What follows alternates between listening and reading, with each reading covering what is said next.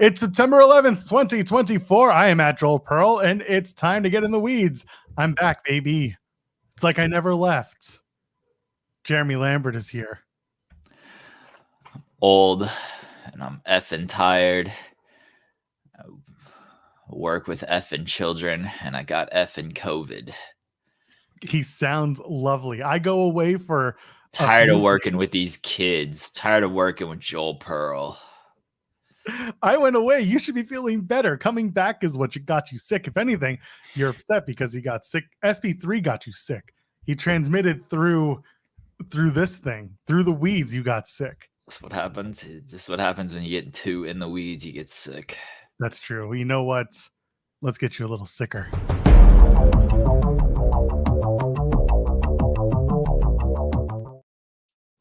Oh my God! The Bret's best. Here. Hold on. The best part about this is no one can see it, but Zarian's scrambling to get these glasses on as the video played. That's hilarious. Jeremy, what's the matter? You sound very sick. I got COVID. What do you want me to do? Oh, maybe you got it from me last week. I had it last week. You know what? That actually makes more sense than what Pearl was talking about. So yeah, maybe I got it from you last week. Well, you know, it is this variant is transmittable over digital airwaves. So yeah, it's a fast-moving virus. Good for that. Yeah. It was weird actually. It was a very bad head cold. That's what it felt like. Yeah, this isn't as worse as the first time I got it, which I feel like the first time it just completely destroys you. But I've had some like body aches and headaches and a lot of sinus pressure that kind of sucks. But what can you do? You know, you got 12 kids. One of them's bound to bring home something. That happens. Yeah. Andrew Zarian, nice eyebrows. See you doing, Jeremy. Thank you, Joel. Nice to see that you decided to come to work today. I did decide to come to work. Joel over here. Listen, I think people maybe they don't know because A, my Twitter's locked, and B, I don't talk to people about this stuff. I mentioned it last week, I guess, on my last show before I went off on the break. My brother got married on Sunday, so that explains my absence. Why was I away for 2 shows and not just one? Well, my mother came to town, and typically when my mother comes to town, she sleeps in my office because my office has a bed. It's a guest room as well, so gave her the room. Didn't want to start doing my show from a laptop in an undisclosed location because I've done that before and it sucks. So instead, I took a couple shows off. How much wrestling did I watch? We're about to find out. The answer may surprise you. Two show Joel over here. I haven't even. That's not even how many wrestling shows I've watched in the last 6 days. Can't even tell you 2 shows. Wow. It's okay. We'll get through it. I did. I've done in the last 3 days. I've done 3 shows. This is my 4th for the week. That's true. You do 2 on the Tuesdays. Yeah, I do 2 on Tuesday, and I was exhausted. I had nothing, and I felt bad because I couldn't even articulate the same words that I said on Beyond the Bell with Garrett in the afternoon because I got so exhausted by talking about it. Why don't you just clip what you said on Beyond the Bell and use those answers in your conversations with Garrett? I'm sure he wouldn't mind. Yeah. He'll just ask follow-ups and you'll be like, yeah. That's that. I mean, it was a different discussion, but I was so like, I was like, oh, I can't say WBD anymore. I can't say it. It's too much.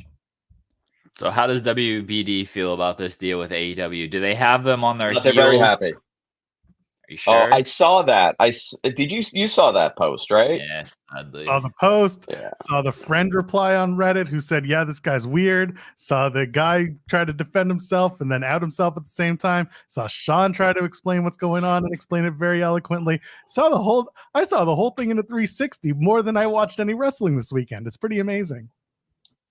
What was it was such a fragmented post. And again, I don't know the guy. I don't know anything about him. It was such a fragmented post of information. I didn't really understand. What was he saying that WBD owns 25% of AEW and that they're giving up more equity to get this deal? I think he was saying AEW bad, hear why. Listen, please. Money. I don't think he had any idea what he was saying because he never tweets about wrestling outside of apparently this. his only wrestling tweet, and this tells you all you need to know about the guy, is his pen tweet is a promotion for his interview he did with Val Venus. So that's all you need to know. Okay. Oh, got it. Understood. Well, I don't know who his sources are, but I could tell you that AEW is not WBD did not have them by the cojones and strong arm this terrible deal for them. They got to get whatever they can get. Didn't you know that, Andrew? They're on the ropes. They're on the ropes, and it's over. Well, I saw somebody said that, by their estimates, AEW is only worth about $20 to $40 million in TV rights, and I'm like, it doesn't work like that. I'm like, you can't compare it to NXT. You can't compare it to the CW. There's a lot more parts to this. There are a lot of things that you can say about the business of AEW right now, and a lot of it's been talked about, and a lot of it is a lot of it's done in good faith, in a way that is showing numbers and showing proper statistics as to what is happening with AEW and their business. But you cannot turn away the fact that they are going to get a good television deal, that they are going to continue to give a television product that these stations want, and that they're getting a lot of, they're getting a lot out of. Why can't we just see it for what it is? Yes, listen, could things be better in AEW? Yes. Could things be better in WWE? Yes. Could they be better in TNA? Yeah, absolutely. But we can't just turn a blind eye to the fact that, like, this is content that is wanted and being paid for and continues to perform in one way or another for these partners. It's so, to me, it always makes me like just nuts that people are just looking for an excuse to find the excuse. It's wild. Andrew Zarin, what's up with AEW Shockwave? Well, I to be honest, I was under the impression that is the new show that would be going to wherever it's going. Okay. I don't know. It could be, it could be a pay-per-view. That's a possibility. I don't think so. I think it's another show, but I have not heard much about Rampage. So I'm curious if this is a Rampage replacement, if Rampage also goes, and there's 2 and 2, they do the C shows on another network and they have the A shows on Warner. That's also a possibility. I think diversifying is smart wherever they end up, if it is Fox. Is Shockwave actually a show that's going to be hosted by DJ Marshmello, former WWE 24/7 champion? Is this the big deal? DJ Marshmello is a 24/7 champion. He is a former. I believe this is the announcement. Yeah, this is it. They've signed DJ Marshmello. People are like, go back 5 years? Well, somebody said, somebody had a theory. Somebody had a theory that it's going to Paramount because Shockwave is a transformer and that's owned by Paramount. So therefore, it is confirmed that, AEW will have a robot fighting series now. Where does Galvatron fit in all this? I can only wish they had robot fighting series. That'd be great. You know what? Chris Jericho did host BattleBots, remember? He did. That is very correct. Jericho's everywhere. It's amazing. I love it. Can I just say I don't believe this is a Tubi thing, by the way. Tubi? No? They can't get their shit on Netflix or Tubi. Yeah, I don't think this is a Tubi thing. The Shockwave show. A lot of people are speculating Tubi. I think Tubi was talking to somebody else for something. With Shockwave, they should come up with AEW Soundwave, and that should be the podcast variant of AEW Shockwave. I'm just audio only. Yeah, it's their audio only. I think they should do what WCW used to do and stream the audio from the pay-per-views. Remember that? Yeah, do it on Real Audio. Absolutely. Go back to Real now. Yeah. How many .rm files did you have saved? Too many. Do you know? Are they still around? No, they got bought by somebody. They got bought by somebody, but they were the official stream for Big Brother. Do you remember that? Yes, I do. The early years, though. No, like 10 years ago. Wow. because I was still watching. Yeah. For a while. Like a decade ago, they were using real players still to do for their stream, for their like behind the, like Big Brother After Dark they used to do on Showtime and stuff. Yeah, I still watch Big Brother After. Well, I don't now. I used to watch Big Brother After Dark. That's how I watch the live streams. Another comment. Redmond in our chat room. FX would be the best choice. FX is Disney, not Fox. People confuse that because F and X make Fox, not Disney. They got the O out. Yeah, they got the O out. Yeah. Get the O out. Yeah, that was, remember that big campaign that they had? Get the O out. Yep, that was Al Bundy would go on TV and then he would be like, "We're done with O's. Get the O out." No O's, Peg. And then he'd flush the toilet. I am really waiting for, if it is Fox, for me to post my Bart Simpson I Carumba meme. I'm really, that's sitting in the back burner. I'm just preparing everybody. Could you imagine? Remember they did the Rick and Morty crossover with AEW? If they got a Simpsons crossover, game changing. Although Simpsons now versus Simpsons like 30 years ago, very different. Rick and Morty crossover was just as big as the Simpsons crossover, especially at that time. Rick and Morty was like everything at that time. Simpsons, no one cares about that anymore. Jim Ross trying to explain Rick and Morty to a bunch of people watching AEW was just aces. It was up there with Cinder Block references on Saturday. Oh, that's so good. I would love to hear Jim Ross giving it. He's like, well, that's his grandfather, and he's a scientist, and Morty, he's a dumb child, but they go on these space adventures with sex robots that he impregnated to turn into a monster. I want JR in the booth really trying to do one of those intergalactic TV episodes. Yeah, I love that stuff. I love odd, weird TV. Like I could go from that to Archie Bunker, like back to back. Like I like certain things tickle me about television, especially things that aren't like traditional. Little bits. Come over here. Little bits. Yeah. Or Gazorpazorp Field. Yeah. That's my favorite. All right. My father has arrived with my car, and he is giving me the high sign that it is time for me to go to work. He takes me to work. Good for you. I saw mom do that with your daughter today. Respect the carpool. I do. Yeah. Andrew. Yeah, he drops me off, and then he takes my car, and I don't see it for days. Says go for a quart of milk. Yeah. Fred went out with the Mustang. He hasn't come back yet. It's been 3 weeks. It's okay. He's just going to go see his other family. I think that's what it is. I think that's what he's been doing this whole time. I respect. All right, boys. Thank you. Jeremy, feel better. Thank you. Any? Do you have a fever, or is it?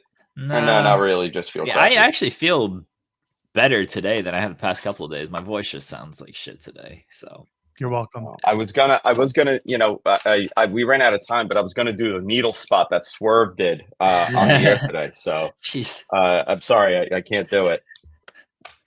All right, boys. Goodbye.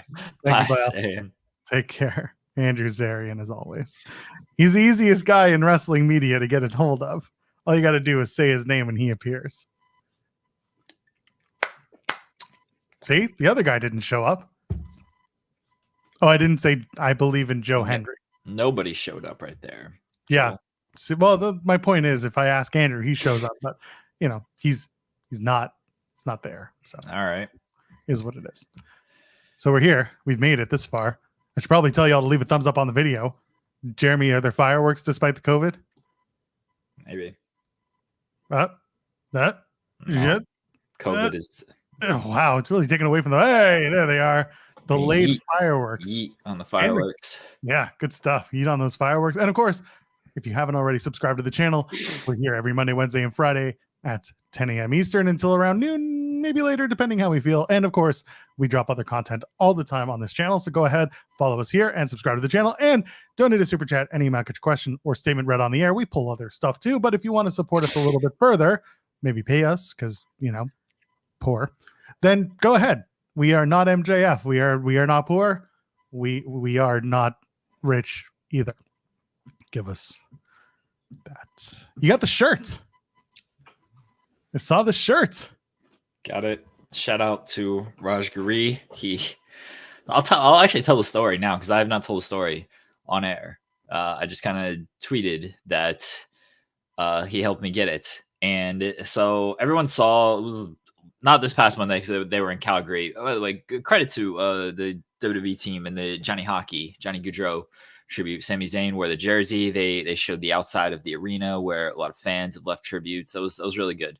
It was really good stuff by WWE. But the previous week they were in Denver, Colorado Ball Arena, and Jey Uso was wearing this shirt.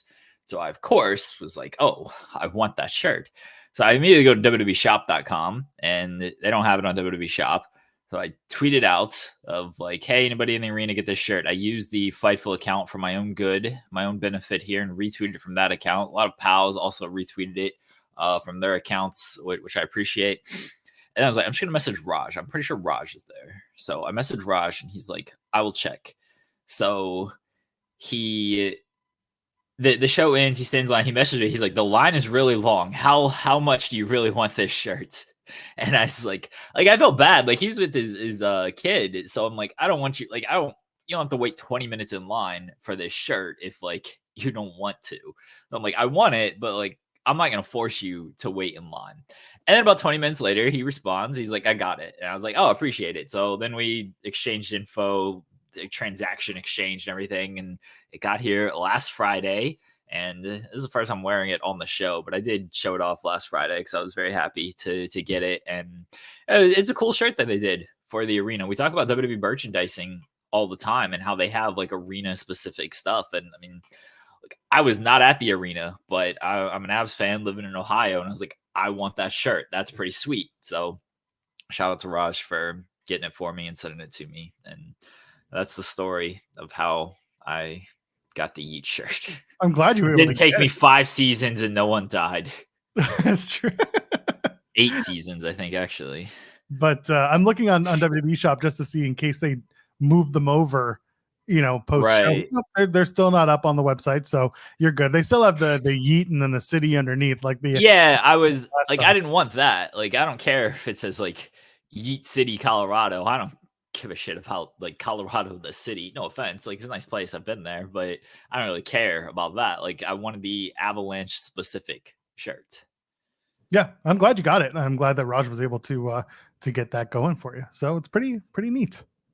Well done. I'm glad you got I have it. COVID, everybody. All right, for asking in the chats. Every time we say this, our video just gets like pushed down the algorithm. It's hilarious. I've been hit with the vid. Did you write this one? What? Jericho filed a trademark. Yeah, Hi guys. On air. I see It's a good that trademark. Yeah, I wonder if it's one that's going to be contested. Nah, you can't contest this stuff. He does. I guess it is, namely for a professional wrestler and sports entertainer. It's pretty straight laced, pretty cut to the middle. So I get it. Anyway, just saw that, but fun. All right. Where do we want to start? You've been talking with SB3. By the way, thank you, SB3, for jumping in on Friday and on Monday, filling in for me. I do appreciate it. You are extremely hardworking. If you didn't catch the news, by the way, our boy is going to be working an SI now. Everyone's working at SI, but especially SB3. He announced that yesterday. Good for you. Congratulations. It's well deserved. I just want to put that out there on the air because I know not everyone uses Twitter, and that's where you announced it. So congrats, SB3, and thank you for filling in. I'm sure now that means you'll be filling in a lot more often for us because, because I can do that to you, right? Is that how it works? That's how it works, right? Yeah. Oh, okay.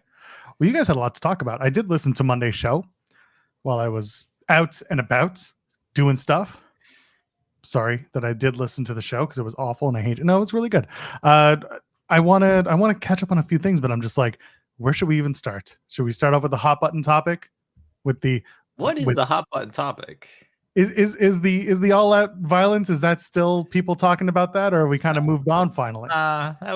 We had that conversation on Monday. Everybody seemed to move on from it. They'll do other stuff tomorrow or tonight. When Dynamite's tonight. You think you think maybe Ricochet is gonna, make the ring explode against Sammy Guevara or something? Why would they do that? I don't know, just to go a little bit further. They've done exploding ring death matches. Maybe now they'll bring it back. Maybe this just to get back on the All Out thing. We're rebranding because the Elite are no longer as elite as they could be. It's now All Extreme Wrestling. Okay. Could we do it? Why not? We're finding directions for AEW. We're bringing people. They're coming back. Listen, let me tell you something. I know you guys talked about the violence. I will give you my quick synopsis. My issue is not anything to do with the violence itself. It's actually just that there was so much in every match. That's really what it was. It just took away from the importance of other things. It's like you kind of don't remember that certain things happened through the night. That was my big thing. I watched part of the show and I was just like, oh, this happened. Okay. And then that happened. Oh, well, but that happened too. And then this happened too. There was just a lot. I think that's really what my takeaway was, is that we just did a lot of violent spots, and I don't hate the violence. I don't care, quite honestly. I don't care about the discourse. But my general feeling was just that there was just a lot, and it didn't really make things as impactful if you do too much of it. That was my general takeaway. And was it too much? It felt like because you did it in so many matches, it felt like it didn't matter as much the next time you saw it. You really do have to compartmentalize. Again, if you go back and watch the show in one sitting, I did. Well, yeah, but I'm saying if for those who maybe watched it in parts or maybe watched one match at a time, like maybe they watched one match, paused it, went away, came back, whatever it would be. My general consensus, having watched the full show once sitting like most did, was like they just did a lot of the stuff over multiple matches. And I don't know if you needed that much for every match. Not every match, but for a bunch of matches. There was 2. There was a street fight. Yeah. There was the end of the Jack Perry match. There was that wasn't okay. But that wasn't like a match though. That was a segment. It's still a lot of violence in an angle. It's still going to an extreme space to get there. It was a plastic bag. Some people were not a big fan of that. Yeah, I know. It's still a very violent maneuver in the world of pro wrestling. Okay, but if you just look at it from matches, there were 2 matches that had violence, like over the top violence. Then there were 2 angles essentially. The MJF stretcher when he got pile drivered, that's a violent angle, and the plastic bag, which is a violent angle. So there were 2 violent matches and 2 violent angles. Yeah, my point is you're still using a lot of this more excessive violence to get your heat going, to get your point across. And I don't think you needed to go to such extremes to get your point across over multiple matches. And I do count those segments as matches because they did happen on a pay-per-view where traditionally you're doing matches more than you are segments. So after a match, Garcia and MJF were still the opponents, and they still continued fighting afterwards. So I do count that. Yes, you had a street fight. A street fight's going to be violent. That's fine. You had the unsanctioned cage match. It was going to be to the degree that it was. I get it. But again, it's just you had a street fight. You had a cage match. You had the spot with Moxley and Danielson. And you had the... that was all the 4.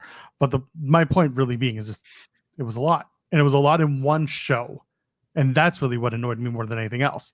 To me, it just took away from just the general, like, how can I remember? Not even remember. I don't think it's about remembering. But it's more like, how can I really care when everyone's doing this? All right. That's it. This isn't like the show was bad. No, I thought the show was actually pretty entertaining. It was just, to me, my takeaway was, why did we do so much of this in one night? I think they separated it enough to where it was all very memorable. Like doing a plastic bag is much different than doing a pile driver off of the middle turnbuckle. Chris and Stat made that whole street fight their own. That was way more different than the lights out steel cage match. Completely different style of brutality. And I thought they all separated very well. It was all very memorable to me. Sure. All right, that's fine. It's totally fine. Say your opinion's wrong. I mean, it's not, because it's my opinion. And my opinion. Yeah, I know. That's what I said. I'm not going to say it is. No, you should though, because this is what the show is about. Telling people. I mean, I do think you're wrong, but I won't say your opinion is wrong. But you just did. So clearly you think that my opinion is wrong and you're an awful human being and I hate you and we can never do the show again. Right? That's how this goes. Maybe. SP3 available on Friday. Tilly Gratz sent a super chat saying, hope you feel better, Jeremy. Joe, that's not me. I'm Joel. That's with an L, by the way. AEW is a TV 14 show. Pay-per-views are rated PTW, balls to the wall. I thought they were rated FTW. They were for the world, no longer for the wrestling. If FTS, maybe for the sickos. And the TNA deaths are, at least with warrant, we do it for a reason. They felt warrant. Some of the stuff felt warranted on the AEW pay-per-view. Yeah, but no one's been,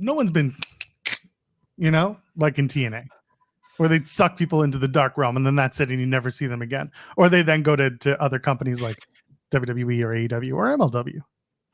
I do think there's a discussion to be had of, is it too much for the kids and should your kids be watching this? Like, we got kids, Joel. Yours younger than all my 12, but I probably wouldn't let them watch an AEW pay-per-view. Again, I probably wouldn't be like, yeah, this is all kind of, especially the ending stuff, like the plastic bag stuff and just Swerve and Hangman in general. Probably would let them watch that. Where WWE, I don't have that concern. WWE, it's like, yeah, you're gonna, like, it's fine. You can watch this whole thing and it'll be okay. But that's fine if they're not marketing towards kids. I'm not gonna wave my hand at AEW, but oh, you should be more kid friendly. No, honestly, they shouldn't. They should try what SP3 and I talked about of they should try to differentiate themselves from WWE by doing stuff like this, by gaining attention like this, because the people who are going to be mad about this are going to be mad about anything AEW does. If they didn't do some of these angles and it was straightforward, oh, why wasn't the match more violent? It's supposed to be this big blow off death match. Why did they just do this on it? Why are they trying to be like WWE just doing this? The people that get mad about this stuff, not you, Joel, because you actually try to be fair take with your criticism, but a good chunk of people are just going to find something to be mad about because they don't care about AEW's success or what they actually put on, what the product actually is. They're just going to be mad about it. So I have no problem with them going this a little bit more violent route and basically saying, hey, yeah, like there's some stuff that might be for kids. And then you watch these pay-per-views at Saturday night at midnight, might be some stuff you don't want to show your kids on this. And that's completely fine. Yeah. So that's kind of my feeling with the whole parental thing, that you as a parent have to decide what your child should or shouldn't be exposed to. I'm never going to tell people what their kids should watch. I'm personally not letting my child watch professional wrestling, especially at 2.5 years old, but also like later in life. It's probably not something that I'm going to expose him to unless he really gets into it, at which point I will have those conversations with him about what wrestling is and what wrestling isn't, because I want to make sure that he's safe and that he's keeping his other friends safe at school and not doing something stupid. That being said, what he watches, yeah, WWE is more of a family product. So if I'm going to take my kid to a show, if he was ever into it, I would probably take him to a WWE show compared to what AEW presents right now. And that's not a knock at AEW. Present something different. I'm fine with that. I want them to present something different.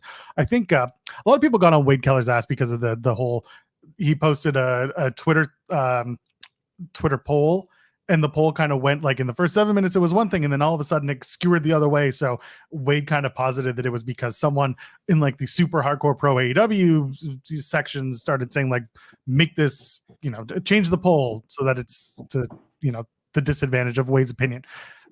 That notwithstanding, if you actually listen to what Wade was saying, I think he had a lot of really valid points just about the presentation of a more violent presentation of wrestling and how you can make it good, but also not overexpose it. And this is kind of what I was getting into, was in AEW with all Out specifically, not just AEW in general. This is All Out specifically. To me, it felt overexposed with the violence. And that was something that, again, going back to ECW, it lasted for a while, but it was a very fast, hot burn. that couldn't go on forever. The extreme style was not something that could last, and it wasn't something that was going to grow. So from a business standpoint, I'm hoping that AEW can find whatever balance it is, and they do have a good amount of balance when it comes to not only the wrestlers and the styles that they present, but also with their presentation. They have the opportunity to find that balance when you have people like Swerve, when you have people like Moxley who grew up in the business working in places like CZW, and that's fine and that's warranted. Like, they bring that in. Jericho worked a hardcore match with Nick Gage. That was something that happened in AEW. That can happen again. It's more about finding the balance and making sure that the balance isn't too heavy-handed and that it makes wrestling fans want to check out your product and not look at it and be like, oh, that's too much for me. I'm not so interested in this for one reason or another. That's where I come from. It's not about family friendly versus not. It's just about finding your balance in your presentation so that you're still growing your audience and not just burning out immediately. Wasn't your balance a guy like Will Ospreay and then it should be? Then that's the thing. Yeah, sorry to cut you off. That is your balance. You do have those matches. It is just finding the 4 matches or 4 angles that involve that much violence versus a Pac and Ospreay match. It's like it's finding that balance, and I think that is what will make me this is just my opinion. This would make me as a viewer and as a watcher of AEW a little more confident in the direction, is seeing where that balance strikes.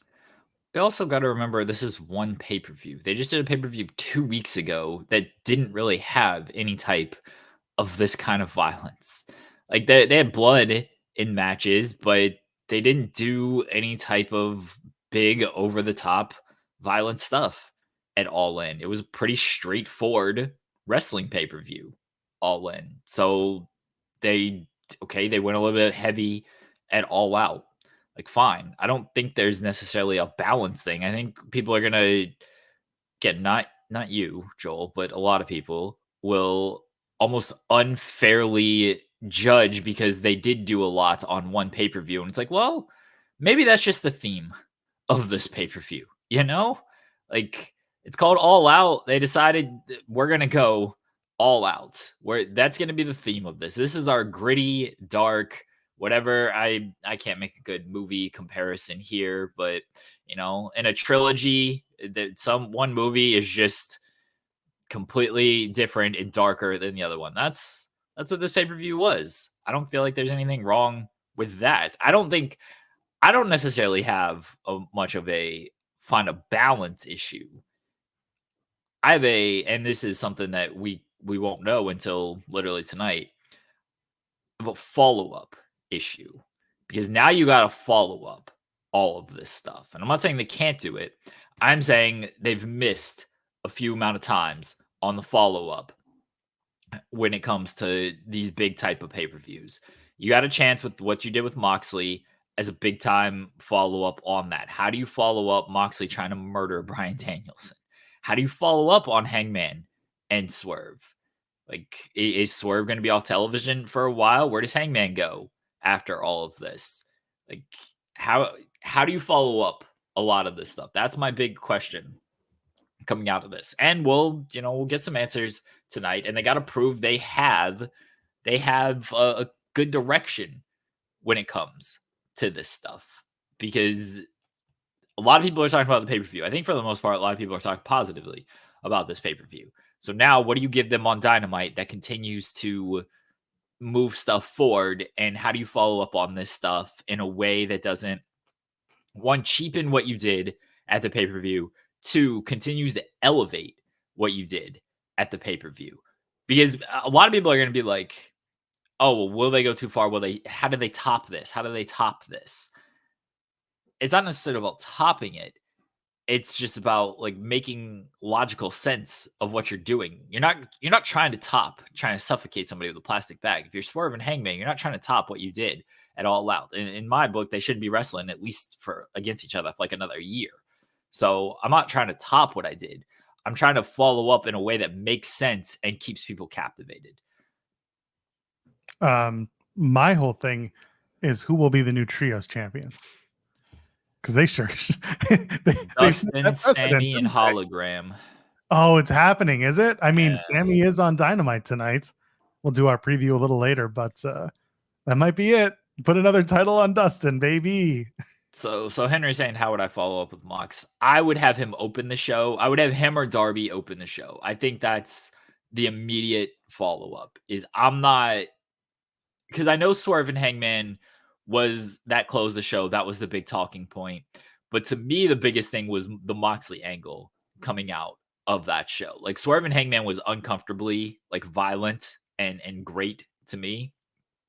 Like they could be off television for this week and I'd be cool with that. Like do a video package, show some stuff, remind fans that they're there.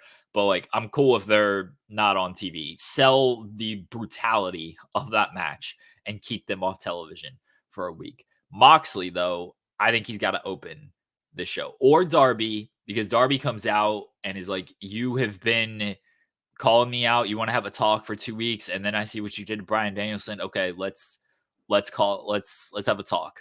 Let's do this. And that's how I would start off the show, is with Mox or with Darby. And honestly, before even Mox says anything, I might have Darby just come out and I can try to fight him. I'd bring JR out just for the opening of the show and be like, ladies and gentlemen, following criminal charges have been led on AEW officials. And then he just reads out this list. Jon Moxley, attempted murder, Hangman Adam Page, assault with a deadly weapon, Swerve Strickland, aggravated battery, Chris Stylander, reckless endangerment, and Tony Khan, criminal negligence. We're running the show tonight, ladies and gentlemen, will be the Young Bucks. They didn't do anything wrong this weekend. We love the Young Bucks, and we'll see them soon. And then there we go. They just keep on moving with the show. That's a lot of people getting arrested for things that they did. I mean, does Daniel Garcia get? No, I mean, he did kind of take out MJF. Is that a thing? I just did a wrestling move to him. That was fine. It's off the second rope, though. That is a dangerous move. Yeah. Nobody tried to arrest MJF when he did it. That's true. They got very angry with him, though. All right, they just don't care about Daniel Garcia. That's really what it comes down to. They're like, do what you want. We'll see you when we sign a contract or not. I don't think they'll do someone gets arrested angle. Although someone did point out, this was actually a really interesting topic, was on the Swerve and Hangman, the house burning. This basically, because you have to assume that the house was in Washington State, right? Did they establish that the house was there?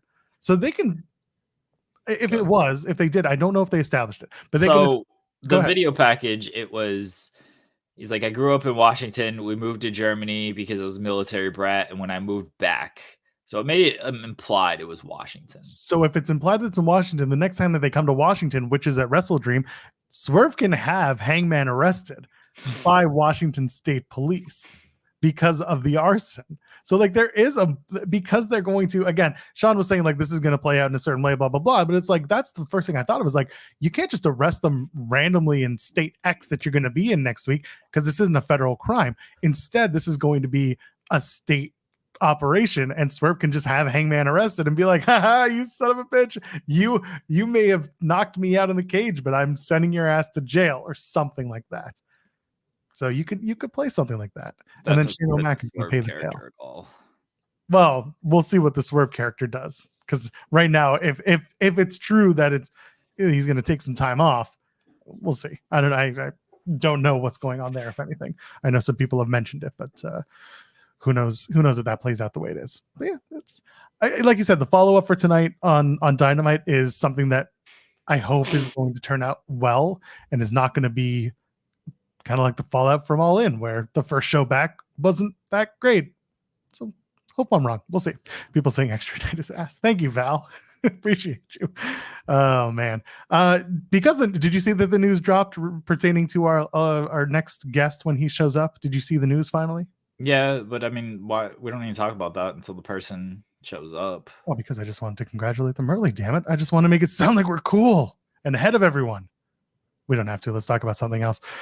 Should we talk about Raw? Should we talk about why is the thumbnail the PWI 500? Because I want to talk a little bit about PWI 500. I think it's I like the PWI 500 for so many reasons. And I don't care about the discourse around who should or shouldn't be.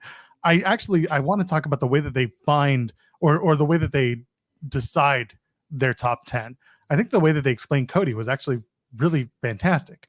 just mentioning the win-loss record, mentioning the story, mentioning the way that he basically took the company and took the wrestling world by storm. I think that's a deserving of number one. Swerve being a number two, again, like I think every position this year made sense, except for maybe Tetsuya Naito is number 5. But it felt like they just wanted to get the IWGP Heavyweight Champion in there. And I couldn't think of anyone else from New Japan in the judging time that would have made sense, unless there's someone you could think of that's not named Evil. Okay. Was there somebody else from New Japan that you could have thought of? No, I was caught off guard that this was going to be the thumbnail and a talking point, because I don't have much of anything to say. I like the PWI 500 because they do lay down like, hey, this is our voting criteria. They make it very explicit of why they vote the way they do. So it's still a little bit subjective, but they at least lay it out for you. I always thought Cody was going to be number 1 because the wins, the losses, the accomplishments. Once they get past the top 10, it seems like they stop putting a little less thought into it and they just kind of put people wherever they decide to put people, which is fine. And that was that. Like, it's the PWI 500. It means something to the wrestlers very clearly, which is good. I'm glad for it, but like, I don't have any energy to discuss the list. Why aren't you on the list? I didn't wrestle. Yeah, but well, that's true, because you were supposed to go through a table and then you kind of bitched out on that. Qualified like Roman Reigns, who's the biggest draw in all of wrestling and has a pretty great win-loss record, and yet he didn't qualify because he didn't have enough matches. So they really should have put him on there just as a 1A and 1B, and should have been Roman at 1A and then everyone else underneath him. That would have been it. But instead you got Cody at the top, Swerve is number 2, Ospreay in 3rd, which, yeah, again, a lot of this makes sense for all the reasons that you just talked about. They make it make sense. Rollins in 4 was interesting just because he's been out for a bunch of the summer. Right after WrestleMania, he was nowhere to be found. But because the evaluation period is August 23 until end of July 24, it made sense to have him there because he did have a World Heavyweight Championship reign that lasted. And then Naito being there is so interesting to me. He really is the one guy that I was like, why there? Why did he put him there? He won the IWGP title twice, didn't he? Did he lose it on the way? Oh my god, did he lose it after? I can't remember. My memory's terrible when it comes to title reigns, especially ones that are not super memorable. Well, yeah, because you're supposed to have the first defense, lose it after having the title for 30 days, and then you pick it back up again. Yeah, he won it in January and then lost it in April and then won it in June. So yeah, he won the title twice. I forgot about the Chicago. Yeah, sorry, he dropped in Chicago to Moxley and then won it back at Forbidden Door. My brain is completely shot. So you know what? How about instead we bring on our guest? Because I made reference to it and then you were like, no, wait. And I was like, well, no, because I knew he was coming. Well, he's here. He's here. Right. And he's got a new gig. Every time he comes on, it's like we introduce him from somewhere new. So I guess now I can now call him part of Yahoo Sports and Ariel Helwani's Uncrowned. He's going to be part of their wrestling beats. The one and only Cameron Hawkins joins us. Hello. Hi, guys. Congratulations. Congratulations, buddy. Well, listen, that's secondary news. Apparently, I was number 488 in the PWI. Somebody just said, so thank you so much. Hell yeah. A lot of hard work. A lot of hard work went into that. So, yeah. You were higher than Roman Reigns. Congratulations. Oh, my goodness. Yeah, man. How's it going, guys? I'm fine. As you can tell by my voice, I feel great. Mm-hmm. Sound great. Good. Yeah. Well, talk to us about Uncrowned and this big news that just dropped today. So, it's weird. I talked to you guys about DreamCon about a month and a half ago, and I was really looking forward to going to it. And I'm literally in the press room. I'm prepping, and I get a DM from Complex, and they were like, "Hey, my man Eddie over there was like, hey, I'm the sports editor over here now. Love for you to do something." So I'm like, cool, Complex. I'm like, this is the coolest thing ever, right? So, I'm chopping up with Eddie, and me being me, I send a super vague tweet about it. And then I get a I get a text from WWE PR, and they were like, "Hey, saw what you said. Is that about like a new job?"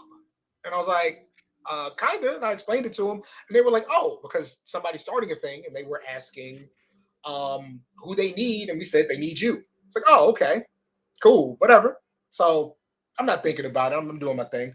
And then like 2 weeks ago, I'm on the Twitter machine, and Ariel starts following me, and I'm like, okay. And then you always do the thing where you check their account to see how many people they follow versus followers. I'm like, this guy's 1 million followers, and he follows like not even 3,000 people. What's going on here? Next day, I get a DM from his man Shaheen from MMA Online, and he's like, "Hey, wanted to talk to you about an opportunity." We get on the horn, and this is how things work out for me, right?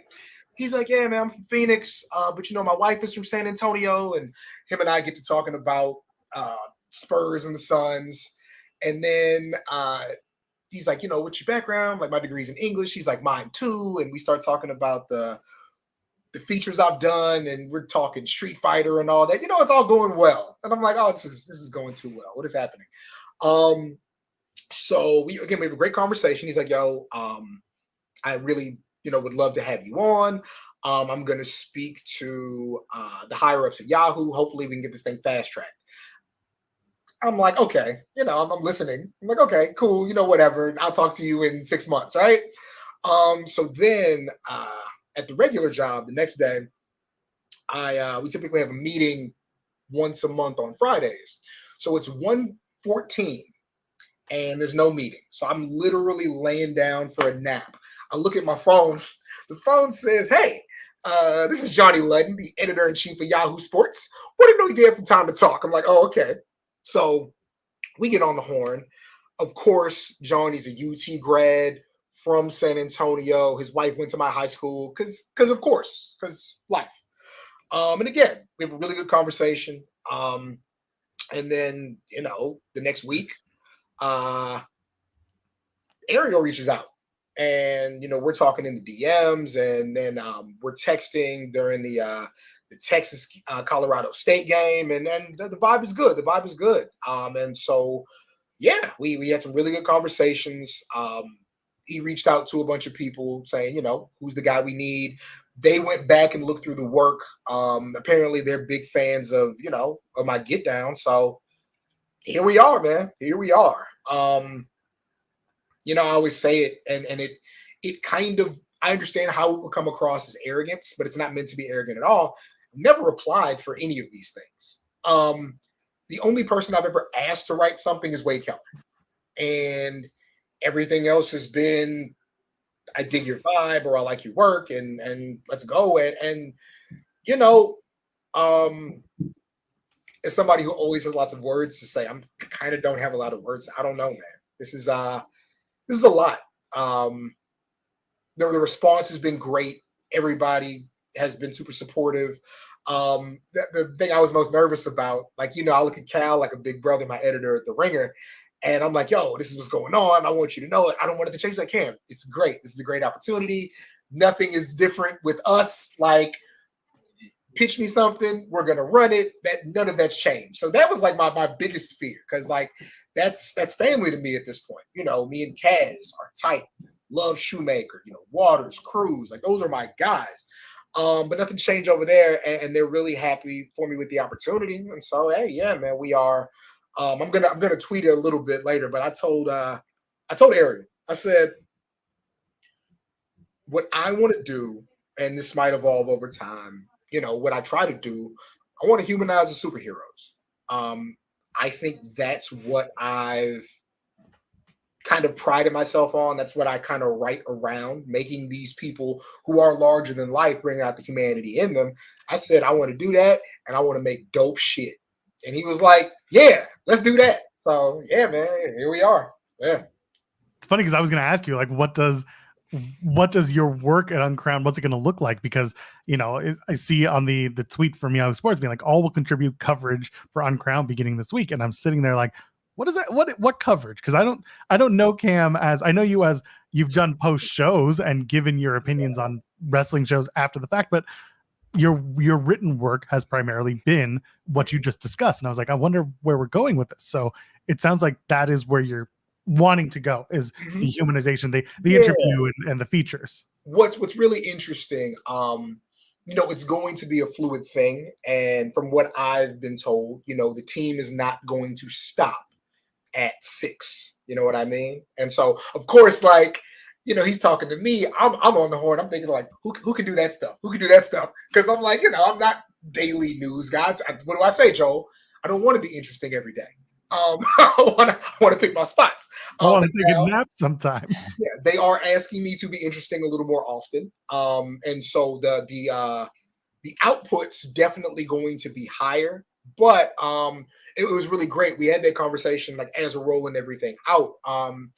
Even though analyst is attached, so far as we've been talking, and again, this thing is fluid, it's going to change, but it's kind of understood that there's a thing that I do that I'm pretty good at, and that's really where the focus is going to be. Now, when they said as early as this week, I was like, oh, I thought we had a month. I don't know. So, hey, listen, hey, we're going to see. But like you said, I've done the post-show thing, and I think part of the reason, Joel, I got the writing jobs early on is because the fan-sideds and the PWIs of the world kind of saw through the humor in the tweets. You know what I mean? To understand that there is analysis and there is understanding and there is a process there. And so, hey, if that's what I'm asked to do, that's what I'm going to do. Because, yeah, this is, I told Ariel too, like being in on the ground floor is so cool to me. And so I want to make sure we get off on the right note. And, again, being around guys who have covered MMA and boxing for so long, I get to really look at the style which they're going to present that side of things. And, I want to echo that and I want to support that. And we'll see how well that does fit, with wrestling.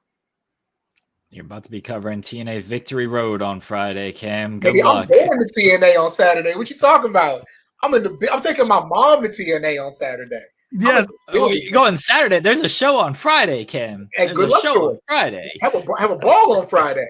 But yeah, I will be there for the second half of the run. Yes, I'm gonna make Cam do the post show with me on Friday for Victory Road at this rate. I will listen. I'm gonna be in the streets, baby. You gotta find that balance. But yeah, I'm going to because they're doing a double shot in San Antonio. But yeah, I'll be there. I'll be there Saturday. My mom was like, I want to go, and I'm bringing 4 friends. I said, okay, all right. I know what you think that Yahoo money is something different, I guess. But yeah, it should be a good time.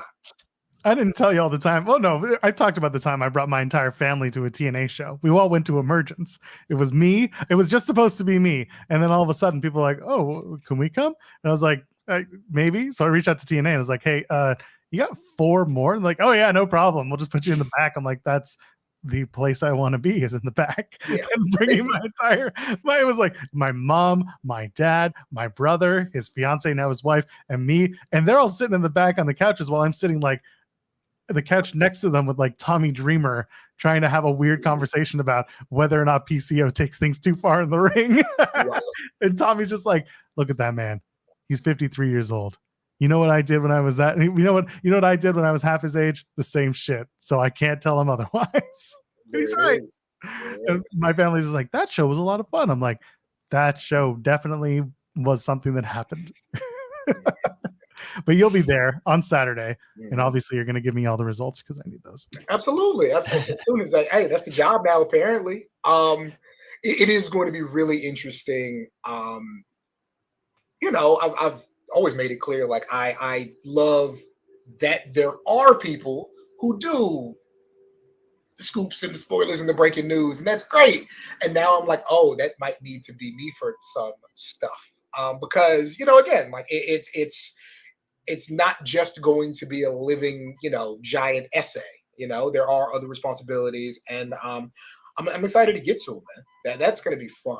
It's just, when your boss, I guess it's my boss now, right? When he comes out and tweets to 1 million people, the best feature writer in wrestling, and like I got to text him like, are you gassing it a little bit?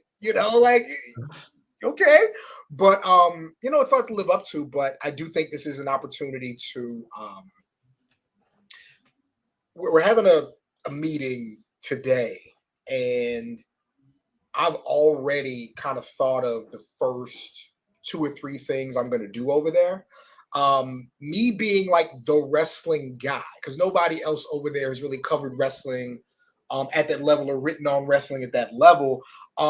You're at least early on, like you're really going to see kind of what my vision is for some of this stuff until they tell me I can't do it. So yeah, man, I'm really excited. This is all crazy. This is all really, really crazy. But you know, we were here to make it happen. Let's talk about football now. There you go. I was going to say, when do you start talking about football? There it is. Yeah. How you feeling after week 1, Cam? Listen, I told people I don't have expectations. I have interest. You know, my Washington Commanders. You know, we got a rookie quarterback, and he looks like he kind of knows what he's doing, and at least for right now, the things he doesn't know, he can make up for with his legs, and that's good. Our defense is absolutely atrocious. It's that secondary last year was, according to Chase Young, I have no beef with Chase Young. Get your money. If they don't love you, go do your thing, be successful. You know, that was supposed to really complement that all-world D-line, and they did not whatsoever. And so now, having a lesser version of that D-line, they don't look good. And listen, I don't hate Baker Mayfield. Oklahoma quarterback Baker Mayfield, Austin Westlake, or was he Lake Travis? One of those schools I don't like. High school Baker Mayfield. But my beef with Baker was always, and it's none of it's his fault, right? There are towns littered with men who were boys who could have been top flight college quarterback, top flight NFL quarterback, who never got the chance. That's just the way the world works, right? A lot of it's a lottery. Baker Mayfield was able to walk on to D1 programs twice.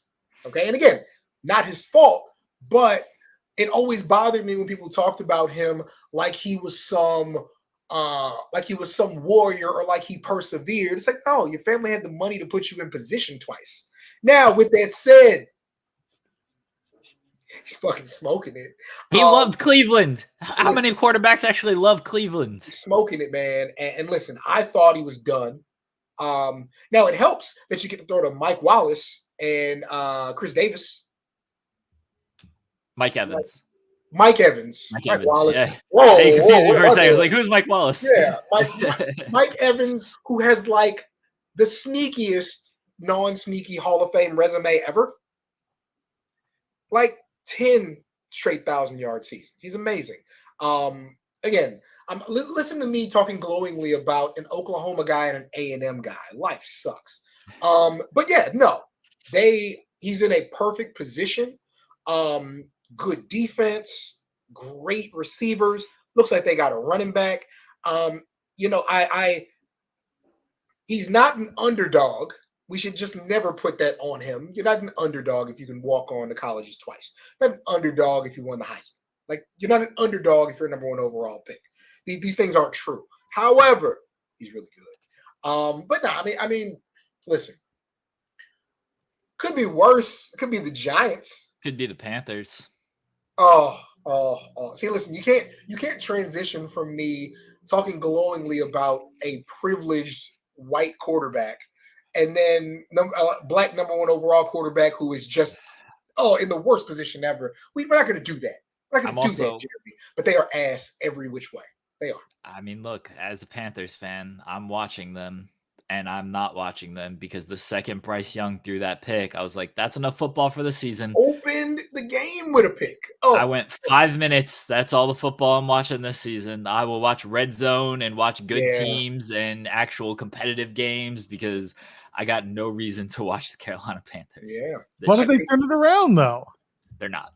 Yeah, it's funny because, like, if you look at that division, who knows what the Saints are? They played you guys. Like, who knows what the Saints are, right? Derek Carr's, if Derek Carr is Derek Carr, that thing doesn't work. It just doesn't, right? Again, Tampa Bay looks good. Atlanta lost. Kirk Cousins looks kind of I like am he's listen, coming off ACL injury. you've heard me like walk back my Baker Mayfield slander. I'll never walk back Kirk Cousins slander. Kirk Cousins is a very good quarterback. But he's not very good when he needs to be. And like the idea of a Michigan State quarterback playing out of the pistol out of necessity, it's very nasty. It's very nasty. But again, it's because that mobility isn't there. And like if you just look at Bijan, just a monster. You know what Kyle Pitts is, Drake London's so good. That defense actually, like, they got guys, but if Kirk Cousins can't do the things you need to do, because it looks like his processing is messed up because he doesn't trust his body. Like, he's already not a mobile guy. It's not his game. And now you're asking him to basically take an extra step of precaution every time he does something. Nah, they're not looking good. So, I mean, hey, you could finish third, maybe. Yeah. But I tell you what, I'd be shocked if the Panthers win. They won 2 games last year. They're not any better this year. Like, my team that's not my team locally, of course, my Houston Texans. I tell you what, watching them and the Colts, it's just so fun because Anthony Richardson, who knows if he'll ever make a Pro Bowl, right? But he is going to make SportsCenter so many times. It's so frustrating watching Richardson and CJ Stroud and now Caleb Williams. Like, Caleb Williams didn't have a good game this past week, but the Bears at least won. But watching these guys and like, oh yeah, we traded up to get Bryce Young and traded what turned out to be the first overall pick this year because the team sucked, or this past season. And we have Bryce Young, who he's not in a good position. He's had 3 head coaches in 17 games. Like, it's very tough to succeed with 3 head coaches in 17 games. But I also just haven't seen much from him that makes me believe, like, oh yeah, he's got some. Like, I saw more on one throw from Anthony Richardson, that touchdown throw that I'm sure everybody's seen, where he's really shouldn't have thrown, but got away with it because he's that talented. Like, I saw more from him than I've seen in a full season of Bryce Young. It's just so hard to evaluate the guys who come from these programs that are so stacked. You know what I mean? Yeah. I think that, like, Quinn Ewers made himself a lot of money last week in Michigan. Not that they're great, but Quinn Ewers went from I can only throw the moon ball guy to I can manipulate this top flight defense any which way. I think he did himself a favor there. But again, these guys who come from these great programs, like I can't wait to buy a car from Stetson Bennett here in a few years. It's just a game. Like, Stetson Bennett Chevrolet is going to do so well. I can't wait. But yeah, man, like you said, it's frustrating watching these big, strong, physical guys just with all these gifts, and then you're wondering if your guy has the juice. Because again, Anthony Richardson, CJ Stroud did go to a good team, but he made Tank Dell and Nico Collins look really good as well. Like, he helped them look good, and now he has Stephon Diggs. Like, oh yeah, I can't convert because I'm too old to give up on my team. I wouldn't feel right, but that's the team that I root for when my team's not playing every week. So yeah, I feel like if the Panthers go 0, they got like 18 games now that they play. Like, if they go winless, I feel like I'm allowed to pick a new team. I won't, but I feel like I'm allowed to. You can't do it. You're stuck. You're stuck. Like what? Like, I'll have kids one day, probably, maybe, and they'll make a choice, and I can live through them. I will tell them absolutely, like, listen, not only do I not like expect you to root for the Washington Commanders, don't do it. You don't deserve this. Like, this is not something that you want to be a part of. You want to be a Cowboys fan? Fine. I won't talk to you once a week, but do your thing. Enjoy life. Like, maybe they'll be smart and be a Texans fan. Maybe they'll do something wild and be like, I really like the Seahawks uniforms, and we can bond on that. But yeah, no. I want nobody to have any part of the indifference that I now live through. You shouldn't have that in your life. No, absolutely I'm telling my kids to stay away from sports. Just don't even bother. Don't Go why are you paint. watching? Yeah. Go paint. Find Yeah. a better creative outlet. This ain't gonna do nothing good for you. Yeah. Play more video games. Eh. You'll be fine. There we go. Just not on the new PS5. Boy, they are smoking dust. Yeah, I got the old one, so I'm Yeah, fine. I've got a Switch. I'm good. yeah. I have a computer. I need something I can walk around with. That's my Switch, and I don't even walk around with that. But I grew up with a Game Boy. So this is good. I burned out. I think I got Super Mario RPG, like the new one on Switch. It was 3 days, man. I was all the way through it, all the way leveled up. I'm fighting Culex in the secret room because I had the shiny stuff. Like yeah. Good stuff. Let's see. Is Fight Forever on sale this week? No. We're gonna look up AEW Fight Forever. Again, that's that dust right there, boy. Oh man, listen. Like I said, I've never like begged a place to write for them. I've been DMing Ultra Pro Wrestling. Like, I just want to be in the game, man. I just want to be in the game. Like, look, just let me do like a voiceover or something. Like, put me in digitally sending a tweet. Just I want to be in the game. No response yet. But you know, we'll keep working. Still $40, by the way, for those keeping score at home. Good luck. One day I'll get it for the Switch, and I'll play it. I may even play it on the air. Why? Nah, who am I kidding? I won't. But video games. That's what you got to tell your kids to do. Just video games. Don't tell them sports are stupid. Maybe hockey. You know, nobody really cares about hockey per se. You can just watch hockey. We have like an actual soccer club down here now. Austin FC, and everybody goes to the games. We have a stadium and all that. Maybe that'll be the move. Like go watch them kick the ball. That'll be fun. Yeah, everyone loves fun in that environment. Yeah, and like they just get really mad like that night, and then they just go about their lives. So yeah, soccer's not a real sport. It's played by talentless 3-year-olds. I love that. I learn new things as time goes on when they explain like with American sports, the most talented. And we talk about Baker Mayfield, right? You sometimes you play as young as elementary school. There's Pee Wee, and then there's camps that you go to. Apparently, Baby Gronk is in 6th grade now, and of course he's better than all the other children. Who knows if he's any good? But I said it. I was like, yo, they got you traveling the world like Bruce Wayne after his parents died. You at every camp, you studying under the masters. Of course, you're making other 6th graders look stupid, right? But in America, if you have talent, it's nurtured. Like you play young, and then you play in middle school, and then you play in high school, and you go to camp, and then you're recruited, and you go to college, and then your pro days and the pros. And they're like, no, in England, or like just in soccer in general in Europe, they find you when you're 15, they take you out of school, and they teach you to play soccer. That's why all our athletes are idiots. And I was like, wow, that's rough. But then some of it makes sense. But yeah. Yeah, that is a slippery slope when I get into that conversation, and you've been in that world and in that conversation, so I don't want to get anyone in trouble right now for that. Imagine finding this Pitly ass show. They're just like, oh, this is where they did it. Yeah, but just before I get out of here,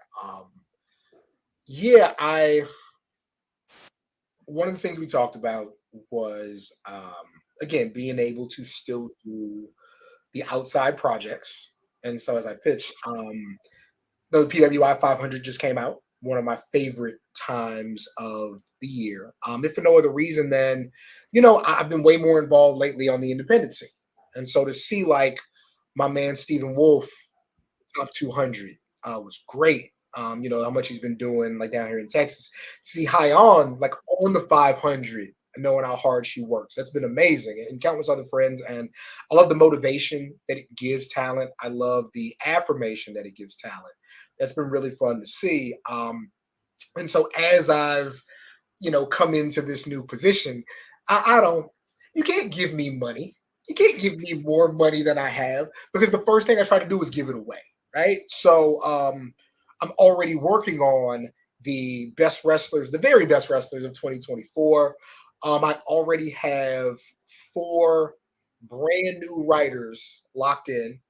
I'm going to say it starting now up until when it releases in 3 months. If you've been in a project I've done, you're not going to be on the list. So, Swerve, amazing year, not going to be on the list because we covered Swerve last year. I want new writers to have new opportunities to write about new people. I want Lauren Moran to be able to draw something that hasn't been drawn. So yeah, I already told Lauren, I was like, we got money now, Lauren. I'll put you on retainer, baby. So Swerve's not going to be there. Gunther's not going to be there. Athena's not going to be there. Great years, great matches. Those 3 of the 6 that we do, you're not going to see them. I'm telling you now. I'll tell you again. The first person to say, where's Swerve? Where's Gunther? I asked Ariel. I said, hey, am I still allowed to curse on the internet? He said, absolutely. So you are going to hear about yourself. The Yahoo bag does not change anything. But yeah, excited to still do the outside projects. And again, excited to be able to put some money in writers' pockets because I got here off of my work, I feel like, but I also had great people in my corner who kept telling other people he makes dope shit. And so I'm excited to just keep that going, man. So yeah, if you get it's funny. They might be watching this. If they're not watching this, now everything makes sense. Do you understand? I've been DMing people, hey, how much boxing and MMA you watch? And they're just like, no, not really. Okay, talk to you when I talk to you. And now I bet they're like, fuck, I should have turned the TV on. But I think there's going to be opportunities that I get to help facilitate. And so we'll go from there, man. I gotta say, sorry, go ahead, go, Jeremy. I'll say there's a free tip for everybody. There is a big UFC card this weekend. Takes place at the Sphere, headlined by Sean O'Malley, and Dana White's trying to step on a Canelo Alvarez fight, which is also this weekend. So there's your boxing MMA if you want to learn a little about something out there, everybody. Cam, congratulations. This is again, I've said this on air and I said this with you in the room and out of the room. I've been lucky to follow the work that you get to do and the work that you have done. And I celebrate it every time it's out there. And it was really cool when you came to me and gave me a little bit of a hint of what was going on. And I was happy to be able to celebrate it with you as it became more official. And I appreciate you. And I appreciate that you're doing this. And I also appreciate that you're out here saying that you want to put money in writers' pockets and that you want to move this game forward. And other people will just be like, I'm good. This is for me. Let's do it. But no, I want people to really take stock in the fact that every time we talk, this is about moving something forward that's not about yourself, that your work is your work, but it is to push a different person forward or different people forward. And I want people to take stock in that. And congratulations. That's the way to do it, in my opinion. And I'm glad you do it this way. I appreciate y'all, man. And again, like this thing existed before us. It's going to exist after us. And I like making dope shit, but I like seeing dope shit, man. Like I'm fascinated at all the different ways people attack this. And so, being able to help that, being able to help facilitate that is the biggest honor. And so, yeah, we're going to keep pushing, man. We're going to keep pushing. We're going to keep fighting for the creators and keep telling these stories. Yeah, man. Appreciate you, Cam. Congratulations again. Looking forward to all you guys are going to create over there. So best of luck with everything. Don't forget about us. You're always welcome here. Shit, y'all be helping. Hey, y'all help me sell books. I ain't gonna forget about y'all. You will see me every time something's dropping, baby. But no, I appreciate y'all as always, man. Y'all take care, all right? Keep moving. Thank you, Putty. Appreciate you. Cam Hawkins. There you go. When he tipped me off to it, I was feeding my kid, and I was just like, "What's going on here?" And then trying to do 50 things at once as he kind of told me what was going on, and I'm really, really happy for the man. Like I said, he does things in service of others, and as someone who came from a professional background of service work, to hear those words in this setting really makes me happy, and it really makes me feel like there are good people who operate in this space. It's not everyone is a weird grifter or just trying to do it for themselves. So I congratulate Cam again. He's always really good at this stuff. Cam is very much some of the best of us. So looking forward to everything that he's going to do over at Yahoo and Uncrowned. Absolutely. So keep your eyes peeled. Yahoo Sports Uncrowned. That's the new beat for Cam. He'll be around. Maybe. I mean, I hope so. He said he will. Well, time will tell. I just saw Maple Leaf Pro Wrestling announce that Athena and Giselle Shaw are going to be facing off during their Forged in Excellence weekend. So one of those two nights you will advertise right now. It is Giselle Shaw versus Athena. I don't know if the championship is on the line. They just say that. Oh no, it is. It is on the line. They're going to put the title on the line. Good for them. Will it air on Ring of Honor television? No, probably not. Although it would be a hilarious way to introduce Giselle Shaw to AEW if they were to do that. Anyway, no, looking forward to that. MLP is coming through with some pretty big announcements every few days. Really, they're coming up with something really cool. So good for them. Good for them. Where are we now? What do we want to talk about? We're going to talk about some Raw. Talk about Bret Hart. I have real breaking news, Joel. I'm here for your breaking news, Jeremy. The CM Punk bracelet, the CM Punk friendship bracelet, yes, is back. It's back on the website. It's back on the website. It now says CM Punk and not AJ and Larry. They fixed it. Good for them. You know what? There was a lot of conversation, especially from Victoria, the bracelet maker. Was it Victoria or Veronica? I want to make sure. Victoria. Good. Yeah. I'm glad. Yeah, she had a lot to say about it. I know her and Drew had gone back and forth on Twitter and stuff like that, but no, it felt like she wasn't fully clued into how things were going, and instead of just selling the same bracelet that she made for Punk, they're going to make it a CM Punk specific bracelet, which I think is the right move. AJ Lee doesn't work for the company. Larry doesn't work for the company. It's a Legends deal. It's true. You can give Larry the Legends deal. It's called a WWE nostalgia deal now. Yeah, that's what they call it. But anyway, the way that it's been kind of, I think this is maybe the best way to work it out. I do hope that the bracelet maker maybe makes something off of this. Can't guarantee. I don't think she's really said she has said that she doesn't care. It's not about money, and that she's been offered tickets to the next time they're in her area. So there is that. I thought she's been very level-headed through this whole thing of they didn't have to contact me. Like, it's completely fine. She even said in her tweets, like, I would have suggested they make it CM Punk bracelets and not AJ and Larry bracelets, because that feels very weird. Like, if I'm a CM Punk fan and I'm like, yeah, let me wear an AJ and Larry bracelet. Like, I'd rather wear a CM Punk bracelet as a CM Punk fan. It would...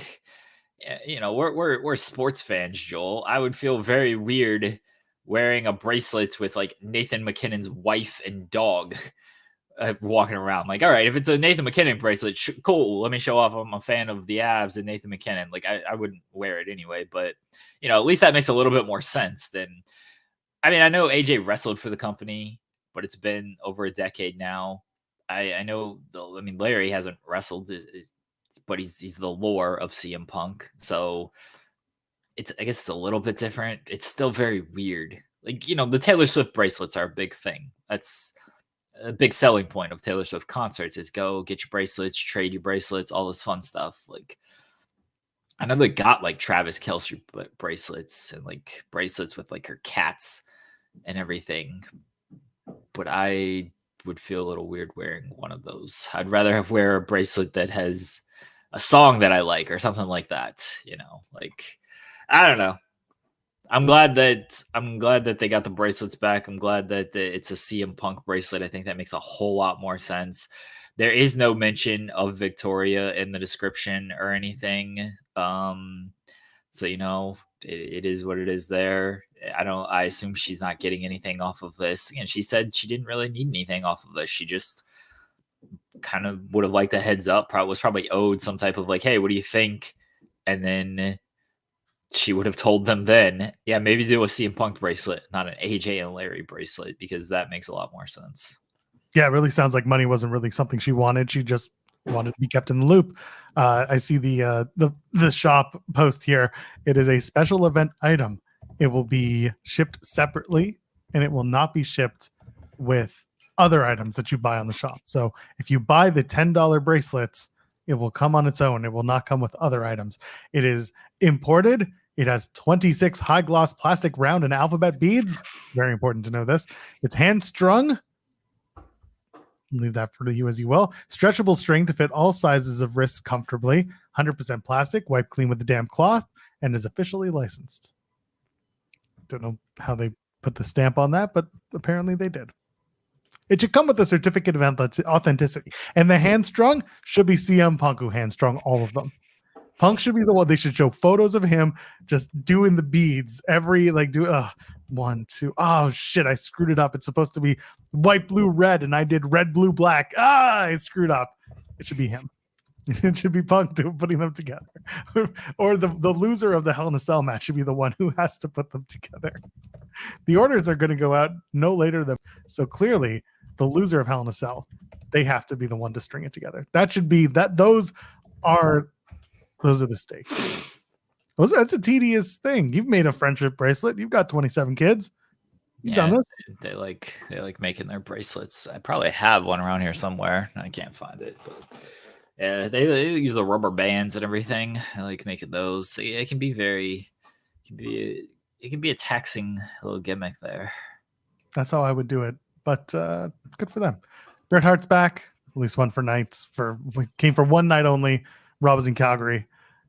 I like this. I like this build. I like that Sammy and Gunther got involved with the Bret Hart stuff, and Bret Hart was involved with the Sammy and Gunther stuff. I like that Sammy again made his case for world championship and having the match against Gunther. I also love the part where you've got Santa's little helper and Snowball here. Is really nobody going to do anything about this? Nope. Not doing anything. Nobody's going to do anything about this. They're just going to sit here and listen to the warnings being broadcast across worldwide TV, and you're not going to help us?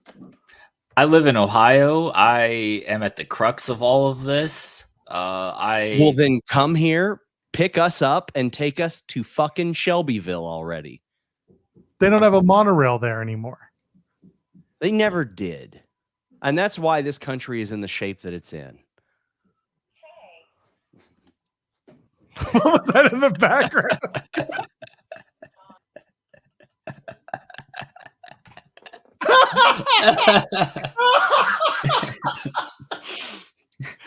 Oh, the best part is I'm Canadian and none Sean's of them bit got ruined. Someone.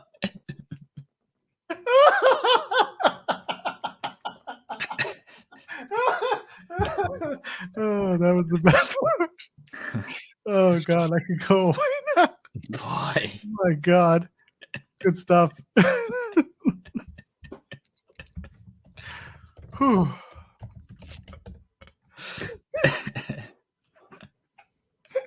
This is gonna be great for the audio listeners. Oh, sorry. Good lord. Yeah, don't eat cats or dogs. It's not healthy. Also, it's not real. But anyway. Whew. We're back. Sami Zayn and Bret Hart have a history, and that's what I really appreciated most out of all this. That's really what I appreciated out of all this. Also, Bret Hart is Canadian, so he didn't have to worry about eating cats and dogs. Allegedly. So is Sammy. He is also allegedly Canadian. Yeah. So no eating cats and dogs for him either. Gunther, also not American, allegedly, doesn't have to worry about eating cats and dogs. So really, this is international flavor. But I'm happy that they did Bret and Sammy kind of back together after Sammy was introduced officially to the main roster by Bret Hart back when John Cena was holding the U.S. title and did the open challenge. Of course, Sammy got hurt after all that because he did the arms thing, and that part sucked. But I like the continuity of having Sammy come out and work with Bret and continue his attempt to get a shot against Gunther, which I mean I feel like we'll be doing it in Bad Blood, but they have some time to tell the story, so I liked this. And of course, everyone points to Gunther's line on Bret Hart about who his favorite wrestler is. That was great. Cannot take that away from Gunther. I want to know who pitched it. I want to know whose idea it was. I saw the smirk on Bret's face. If it was Bret's idea, that would be just the funniest shit in the world to me. For Bret to be like, tell him your favorite wrestler is Goldberg. And Gunther be like, yeah, that's a great idea. This is good. This is a really good setup and a really good segment. What do you think of this whole thing? Paul pitched that. Oh, Triple H pitched that immediately and was like, do this. That was 100% a Triple H call. I refuse to think otherwise. Yeah, that's a good point. I didn't think about that. Could you imagine he's just telling Bret, just go with it. It's fine. We respect you, Bret. I mean, you saw the photo that they were using to promote Bret on socials. The sunglasses are very not straight on his face. Did you see this? You saw the promotional photo for him. I saw it. I didn't pay enough attention to it though, but sure. I know that he's a little bit of under some controversy right now, but Mr. Beast on his Twitter account has the same kind of photo where it's like the glasses are askew. That reminded me of Bret Hart in that moment. The same photo where it's just the glasses are just a little off. But it was good to see Bret. I know that there was a report that he was under the weather and they weren't sure if he would do it, but he did make the appearance, and I thought that was good stuff. All around, just again using a legend in the best way possible and showing respect to him at the same time goes a long way in a wrestling show. And I think that was probably one of my favorite parts of Monday Night Raw. I thought it was a good segment, and I still like that Gunther's like, no, I'm not facing you. At some point, Sammy just needs to win a match and then go from there, because Undertaker wants Gunther to have some chicken shit. Like this kind of is in a way, because there's a different way of doing it. Because if Gunther was this big bad heel, he would just be like, yeah, I'll face you, Sammy. You beat me. I want that win back. Instead, he is kind of being like, no, you've lost a bunch of matches, dude. Okay, you beat me, fine, but I'm not facing you until you get some wins. So he needs to get some wins. Because otherwise is Gunther just going to keep turning him down until Sammy just keeps asking enough. Sammy's like a perpetuant child of like, come on. Face me. Gunther's like, fine, fuck, just shut up. Fine, I'll give you this match. Jeez, tired of this. I mean, Sammy is annoying in and out of the ring. That is well established. Sammy is just an annoying human being, and that's how he gets his way. But no, it could be. Listen, he's got to beat Kaiser along the way. That's always part of it.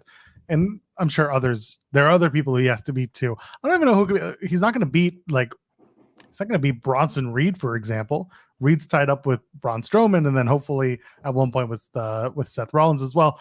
There's no reason to beat him right now. I don't know who makes sense on the way to beating or to facing, I should say, Gunther. Is there anyone that immediately pops out at you, like Carlito? Like who's there? Yeah, there's guys you don't want to fully beat. Like, Kaiser's the easy one because Kaiser is aligned with Gunther, and everybody beats him, right? And that's probably where it's going to end up going. Otherwise, I'm thinking of the Raw roster here. I mean, you should probably beat somebody like Karrion Kross. Yeah, like, who cares? He can beat Karrion Kross. It'll be fine. Maybe Ilya. A respect match. You beat him. I'm going to beat him too. Prove that I can beat him again. Yeah, you could do something like that. Could beat Chad Gable again. Because we haven't seen that 100 times. You're just looking down. I'm also looking down the roster, and yeah, like Cross is a good example, is a good name. Kaiser again is just expected at this point. No one else, maybe Pete Dunne again. Pete Dunne makes some sense. You gotta these are fine names to beat. He's got to get wins though, because otherwise, Gunther's right in being like, no, fuck off. You haven't won anything. So he's got to get some wins. Those are fine names to beat. Like, that's fine. It's establishing that he needs to beat them, but also telling a story that's not just that he needs to beat them. That's really what it comes down to. Maybe there is a respect thing. There is a background with Gunther, and if he can prove that he can beat the people that Gunther has either beaten or has had effective rivalries with, and that adds to the general story of Sammy and Gunther, which I like. So it's good. The big news out of Raw wasn't even about the wrestling. It was that Raw's going back to 2 hours for the next few months. This was the best news for a lot of people, especially there were two reactions.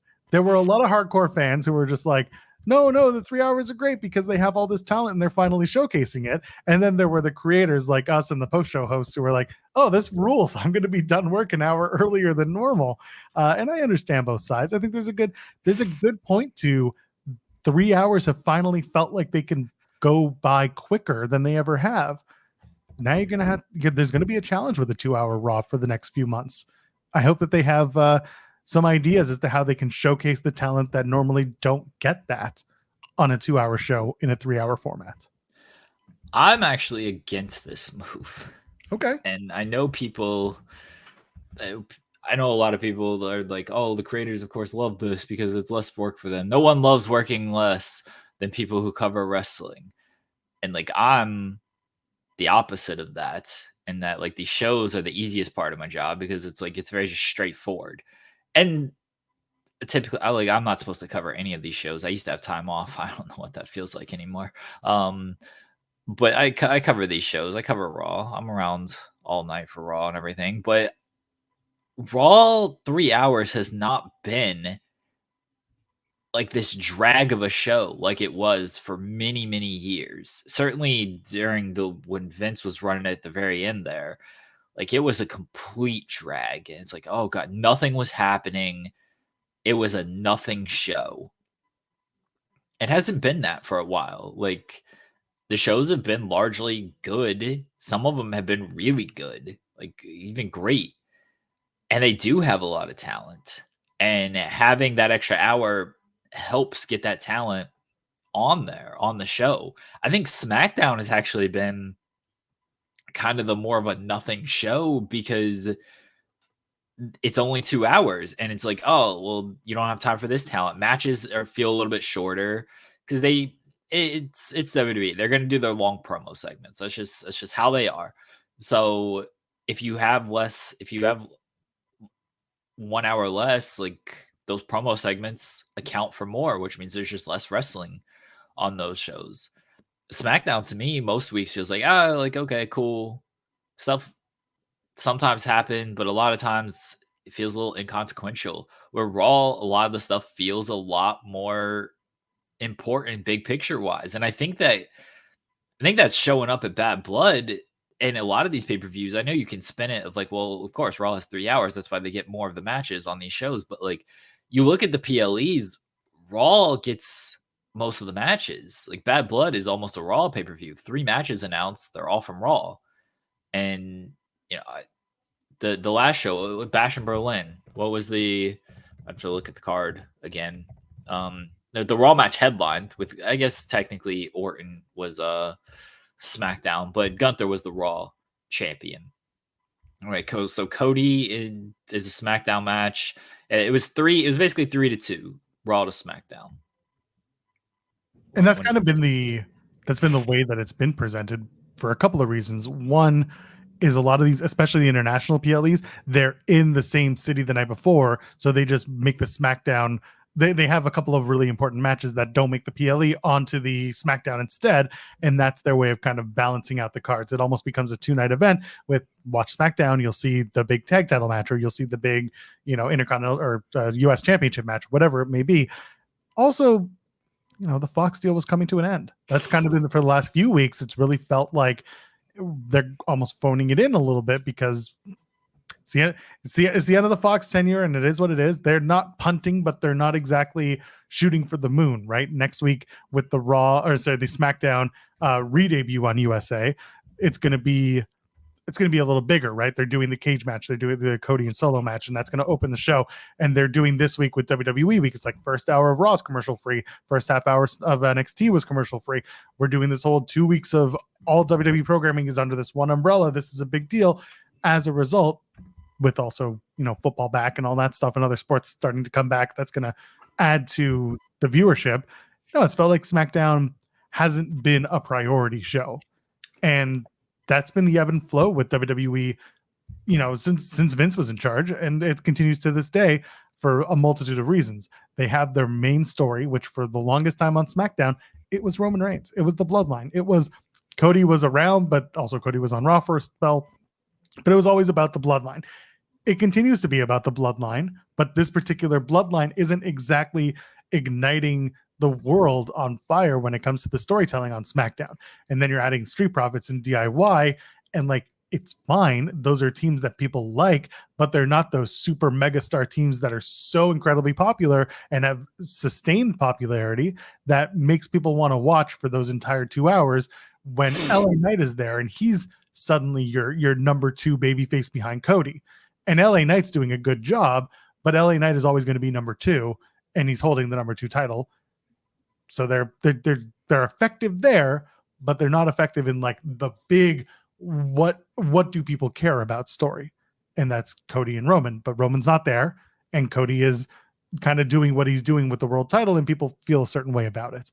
So yeah, you're right. SmackDown hasn't felt important because it hasn't had important enough stories, in my opinion. I think what was the big knock on the Cody Rhodes versus KO KO match for Berlin was KO's being told he's getting a title match, and they did their thing to make it important for, to make you care about the match, but it still wasn't enough, in my opinion, to make you want to really see this match beyond this is going to be a good match. Two wrestlers who know how to wrestle are going to wrestle a match.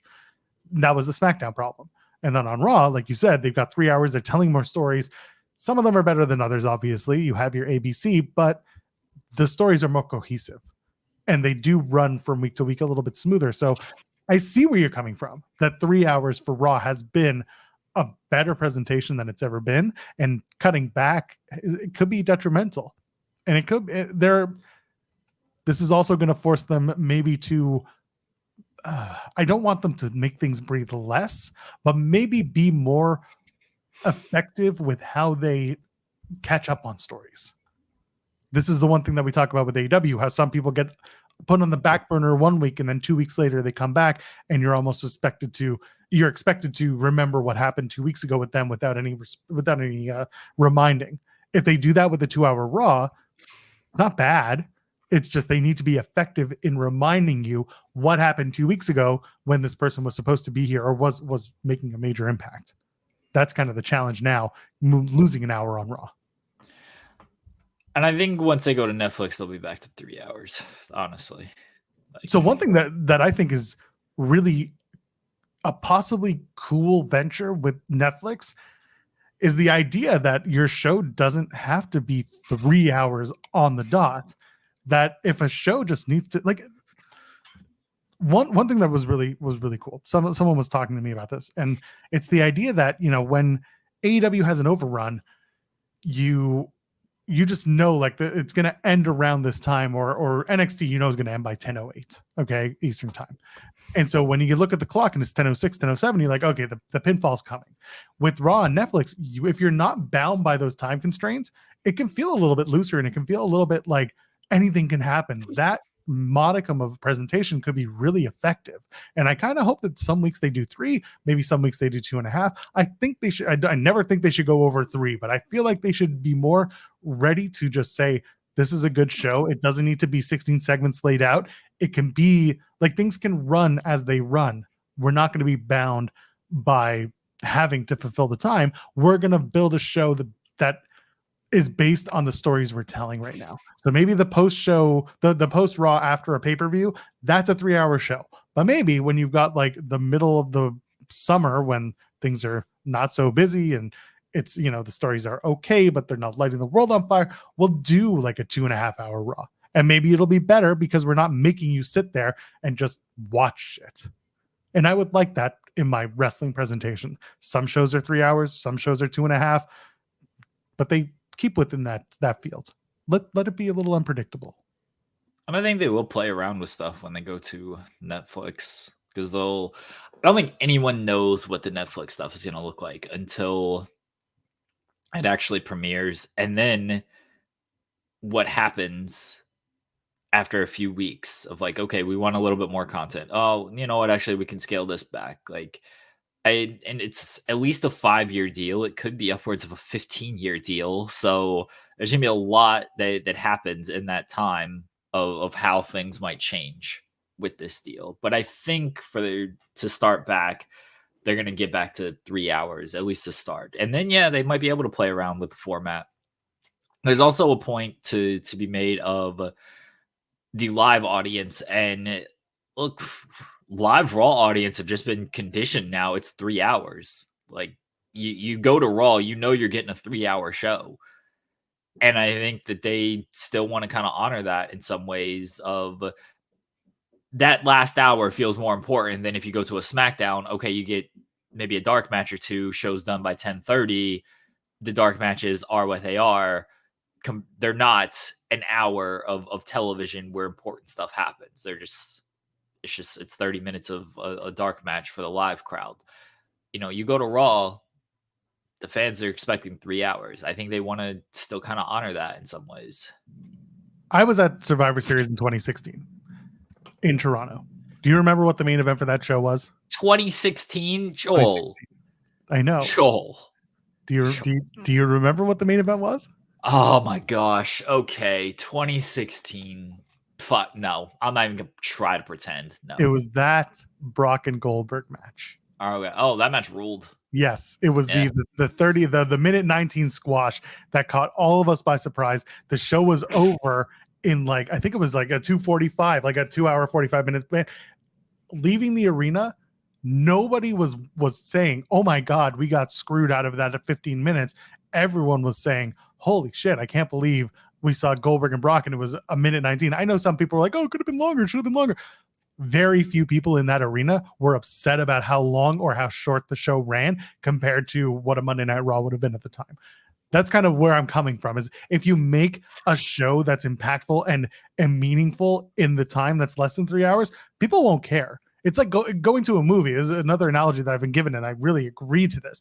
Going to a movie, I want to be entertained for as much as the movie is entertaining. I don't need to see the director's cut where they had to add another hour and a half to make it interesting for whatever the director thought. No, if it was good in 90 minutes, I want to see it in 90 minutes. I don't want you to stretch it out another half an hour because contractually you were obligated to present, an hour or 2-hour film. I want to see it in the time that it's supposed to be presented. So if it's 3 hours every week and that's the way they want to block the show and that's it, that's fine. But if there are weeks where they can go 2:30 and be like, "This is a good show at 2:30, we're good. Let's call it," then that's good too. I just want the show to be presented in the best format possible and make people feel like there's a little unevenness to it, make people a little uncomfortable. I'm fine with that. I think it would make wrestling a lot more entertaining to me, at least. Okay. We'll see what it looks like when they go to Netflix. I'm all for shortening the show a little bit. If it's like what you're saying, if you just don't have anything for the last half hour, if it's a good show in 2.5 minutes, or 2.5 minutes, sorry. Yes, that's perfect. Yeah. If it's a good show in 2.5 hours, then fine. It's a good show in 2.5 hours. If you need more time, then hey, go 3 hours, go a little bit over 3 hours if you feel you need a little bit more time. But I think they'll be able to play around with some of that stuff with Netflix. I am very curious to see what the 2-hour Raw looks like on USA, because again, I think they've done a good job with a 3-hour Raw in the past year or so with Triple H. Like, I think he's done a good job of making every hour feel like it's important and making every show feel like it's important as a 3-hour show, and it doesn't feel like it just drags. Some shows still do. It's 3 hours. Like there are shows where it's like, nothing really happened, but the ratio is a lot better than it used to be. Whereas every single show, it was, this could have been done in 2 hours and it would have been fine. Yeah, there was a time where it was like, don't bother with the third hour. You can just, and WWE would block it. They would make the show so much that the main event was in the crossover into 10 o'clock, right? If you started at 8, by the second hour, you could tap out for the third. It didn't matter because ratings showed that. And Vince and the team were just like, third hour doesn't matter. It's just there. Now they present it in a way where you're building to a main event, stuff matters. The Intercontinental Championship 4-way was the show closer and stuff actually happened. And it was a good show as a result. Raw was one of those better performed shows for a 3-hour episode of Raw. And then Elliot in the chat saying it's going to go over 3 hours on the debut. I wouldn't be surprised. Oh yeah, Rock, especially if Rock is there. Yeah, that and dude, Cena too. Rock's gonna show up, and he's gonna be the 3 hours, brother. I'm gonna put myself on commentary, and I'm just gonna swear for 3 hours because that's what The Rock can do now. It's just The Rock dropping F-bombs on commentary for 3.5 hours. Oh, could you imagine? We still don't know where that's gonna be. We still don't know where the debut is gonna take place. Los Angeles. I still think so. That's where they did the Fox debut for SmackDown. They did it at the Staples Center. So I don't think it'll be Staples Center this time. I think if they can get this new Intuit Dome, that would be pretty cool. But we'll see. They haven't announced ticket sales yet. I know Survivor Series tickets are going on sale this week. So yeah, it's a good time. It's a good time to be a wrestling fan. I know that all WWE programming is moving to Netflix in Canada and internationally as well. There will be ad-supported versions of Netflix. There still are. So I have to assume that if you're doing a non-ad supported version of Netflix, you're just going to get, like on Peacock, you're just going to have superstar packages or some sort of like this happened last week on Raw. That's one thing that I'm curious about is how will the presentation differ for those who are watching ad supported versus non-ad supported, because ads will still be a part of Raw, and that's just the way it's going to be.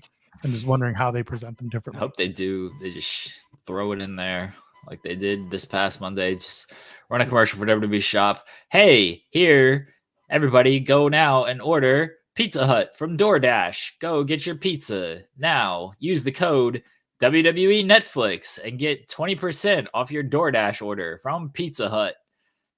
But almost make me order DoorDash again. It's like Kofi doing the promo.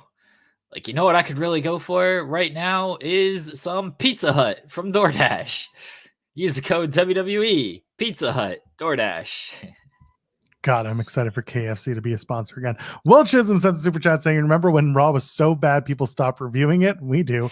Yeah, I mean, there were a lot of people who just stopped reviewing Raw after the show, and they would start doing next day reviews instead. Some people were like, this is so bad I can't talk about it anymore. I get it. Listen, we never stopped covering Raw live. In fact, it got to a point where I think Sean and Denise were the only ones of a bigger platform doing it live after the show. Now people have come back around. Sometimes you need a break from wrestling. For most people, that period was 2019 to 2020. That was the way it was. And then you got people like us who have to talk about it. Well, who choose to talk about everything, because that's what we cover. We need to bring back the 2 out of 3 falls matches. That was so bad.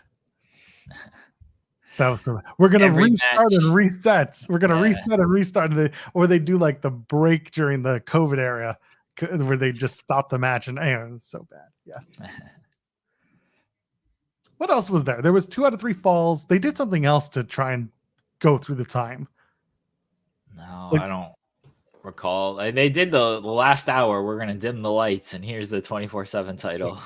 God, that was the best. Not everyone, but a lot of people know, like Mick Foley's going to introduce something fun, and everyone's like, a new hardcore title. And it's like, well, kind of, just not good. Remember, the 24/7 title was fun. Like people, I mean, R-Truth like did great with that. That's a big reason. Drake Maverick, like that's a big reason why it became so much fun. But like the idea of this title, one, it was ugly. That was the biggest issue. If that title just looked like these custom WWE titles that they give out to all the sports teams and everything, it's just a giant WWE logo, it's a little bit more palpable. But like if you're just carrying around this ugly green and yellow looking thing, like nobody wants to carry that thing around. But like they did some fun stuff with that and got different people involved. I think Gronkowski held that thing for the longest time. Like they did some fun kind of stuff with that, and it allowed them to do things of like, oh, we can take this to this show, and now this sports person can win the title randomly, or this celebrity can win the title randomly.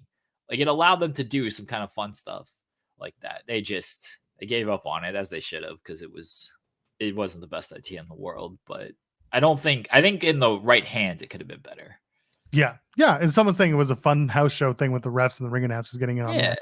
That's the thing. It had merit. It just didn't have a proper plan in place. It just existed on its own weird thing. Corey's saying that Sean would wait until later to watch Raw on delay. Oh, yeah. Forward. I do that with TNA now, by the way. I make no bones about this. TNA on YouTube at least used to start at 8:30 Eastern and run until 10. So eventually the main event would catch up with whatever the TV was showing. I would start the show by like 9. Yeah, by 9. And then I'd be able to catch the show in an hour because I can watch it. First of all, no commercials. That goes a long way because then it's an hour and a half. But then I can also kind of 2x some of the rinks, like some of the wrestling stuff, and see what I need to see and hear the commentary. So I get it. It's not bad. It's not a knock on TNA. That's just kind of like how I can watch it and effectively do my job. Speaking of which, Jordan Grace and Wendy Chu are going to have a match at Victory Road. Yeah, there's this pay-per-view on Friday. This is what happens with their taping schedule.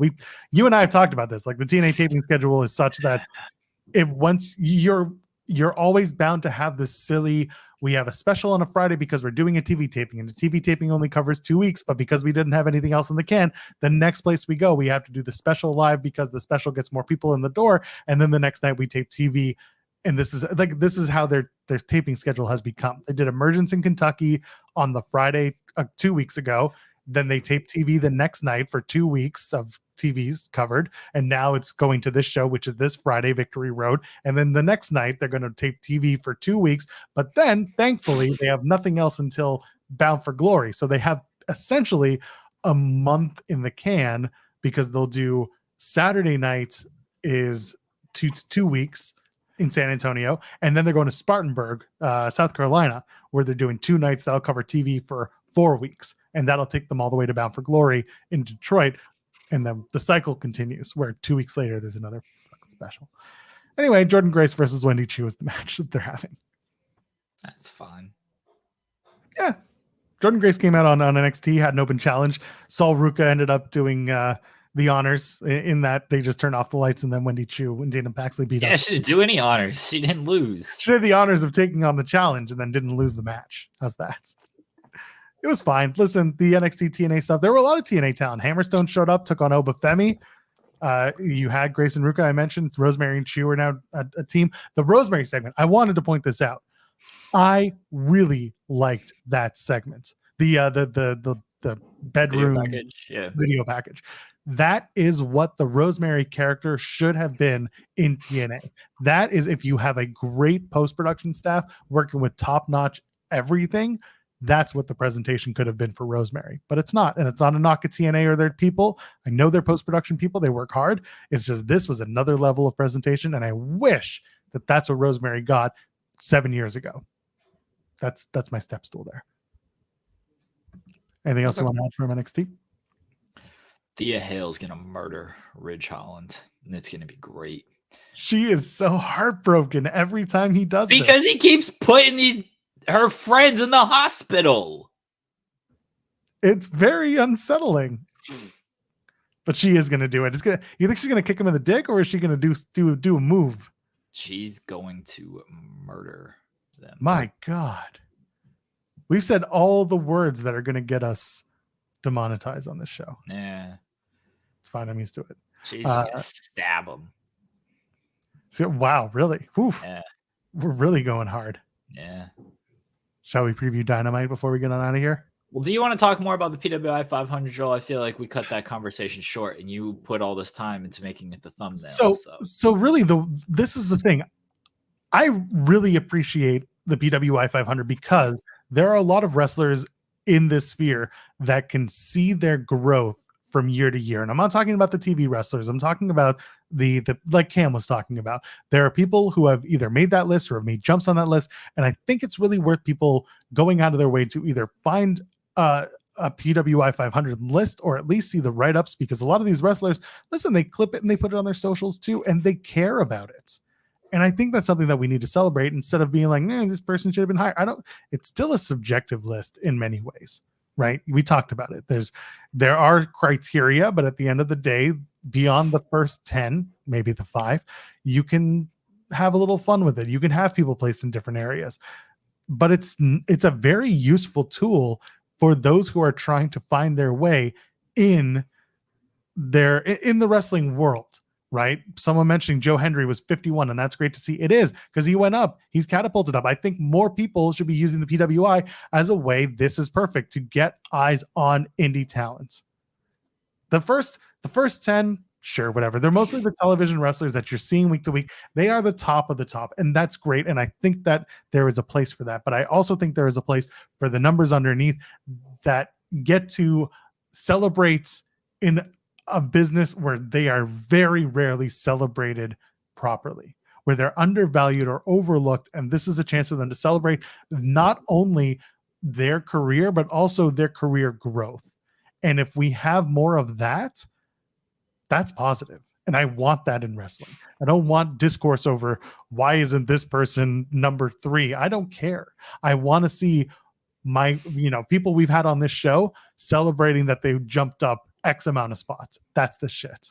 That's why I think the PWI is important, and why I say deconstructing it is because outside of the top 10, it doesn't matter. Like the top 10 are important for getting your eyes on it, but then the other ones are the ones you should look at, because that will get you invested into who you'll care about moving forward. Okay. I agree about it. No, I agree in that. I like the PWI because, as I said, they at least give you the criteria for why these people are ranked there. This is why I had no bones with Cody being number 1. I was like, well, yeah, he won the world title. He main evented 2 nights of WrestleMania. His win-loss record was great. Why wouldn't he be number 1? And then the rest of the top 10, like, fine. They just do it. I'm with you that the wrestlers clearly put some stock into this, and they can see what number they are, and they can grow and hopefully, move up on that. It gives them something to work towards. I don't think they need to put full stock into this of like, look, I was numbered. Then you get into the Jonathan Gresham argument of I was top 10 PWI. Why am I not booked better? Reportedly, allegedly, this happened. We don't need to do that. Wear the octopus mask, and then we can talk. Spit the ink again, then we can talk. We don't need to do that for everything. But like I was saying before Cam joined us, is like clearly the wrestlers care about this, and good, because it's been a long institution thing. And again, the fact that they lay out their criteria, I think, gives it more credibility than some of these other lists that might be done by one person. And it's just like, yeah, it's just kind of how I feel about this type of things. Long institutions will always have a place in wrestling. And I mean, as we continue to see with who is still doing what in wrestling. But PWI does a very good job with what they do. And I love that they've grown it over the years of like tag teams, and then they have just the female list, and then they have like just the kind of independent list. And they, of course, do managers and color commentators and things like that. Like, I used to get the PW 500 all the time as a kid. That was my favorite magazine to check out and learn and see who was ranked where and see where they ranked my favorite wrestlers. I probably got way more upset back then of like, why isn't this person ranked higher? He's done much better. But now it's a thing, and I hope people take it for what it is and just don't get weird, which is already, we're past this point, but we don't need to get weird about who's ranked where. Again, they give their criteria. They at least explicitly say, this is why. It's not just like, this guy's here because he just is. We like him. He's pretty okay. We're going to put him number 1. Yeah. And shout out to Adrian Hernandez. It'll never happen, and I don't want it to ever happen. But there should be, but a creator list, we're closing it. What does that look like? It doesn't. That's the whole thing. It looks like a lot of arguing and a lot of pettiness. And I love Adrian, and people know this. We've had him on the show, and we've talked about very glowingly the work that he does. I don't think that there's room in this world right now of wrestling news and coverage and content creation to do something like this. I think it would be detrimental. I think it would be very petty. I don't feel like you can do it because creators all have such different roles. Cam's like, hell no. Like, creators have such different roles. Like, you'd have to break them into different categories of like interviewers. Oh my gosh. They got the memo interviewers, 12 flat. you know, like interviewers, feature writers, scoopsters, reporters, whatever you want to call them. Like how you'd have to break them up, just like analyst, I guess, host, podcast host. You have to like break them up, and then a lot of that's very subjective. If you want to start throwing in like, okay, well, what website do they write for, or how many views do their interviews get? I don't feel like there's an actual great way to do this that takes out some of the subjectivity to it. Like I just don't know how you do it. I don't know what it looks like. I don't know how you do that. Also, a lot of us work across multiple platforms, right? You know, Cam's in the chat saying hell no, but he works across multiple platforms. So how does that work in terms of, you know, are we quote unquote ranked as individual, or are we ranked through our affiliation, like you were saying? Because my affiliation is primarily through Fightful. Did I do my own stuff for a while? Yes, I did. Did I appear on other podcasts at other times? Yes, I did. So it doesn't work. You know, Ryan in the chat's mentioning, you know, top 10 journalists if you pull talent. Yeah, but then I don't even know. Because again, I think people really understand who is not only credible, but who is also very good at doing this in the sphere, that they kind of just, they gravitate towards those people for their coverage or for their entertaining views and their takes. Again, you look at Steven Larson.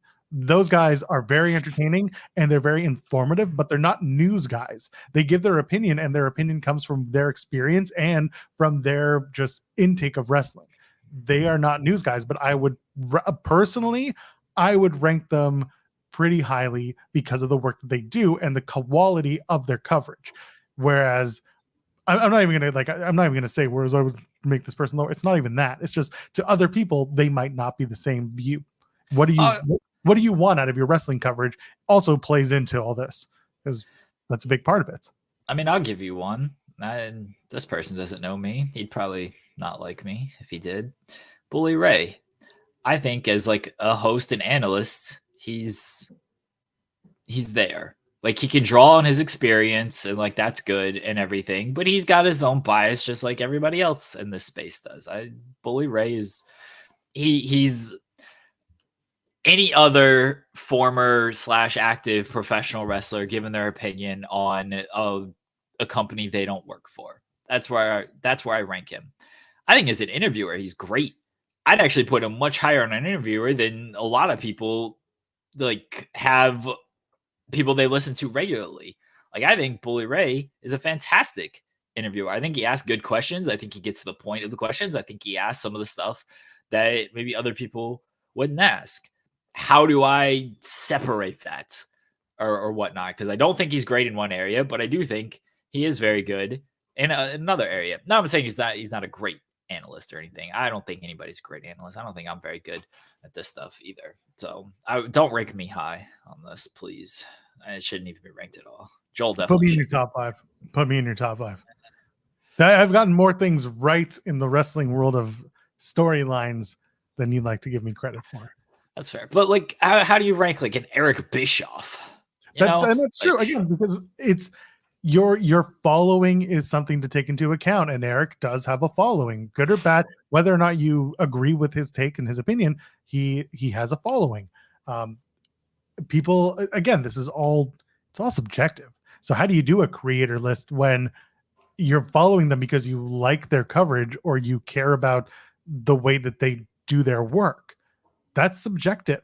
Whereas wrestling there is subjectivity to it, but putting together a list like this, there's more objectivity involved when it comes to the criteria. What are the criteria for picking, the top creators? Is it by views, by follows, by interaction, engagement, impressions?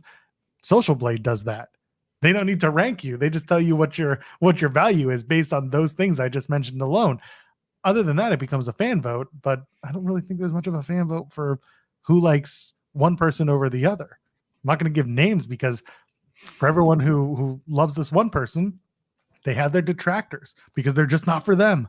Again, for people who love Steven Larson, they like JD, or they like, Wade Keller, or they like Dave, or they like Mike Johnson, whatever, like, or they like Sean, or they don't like Sean. It's all subjective as to how you want to take in your opinions on the television show.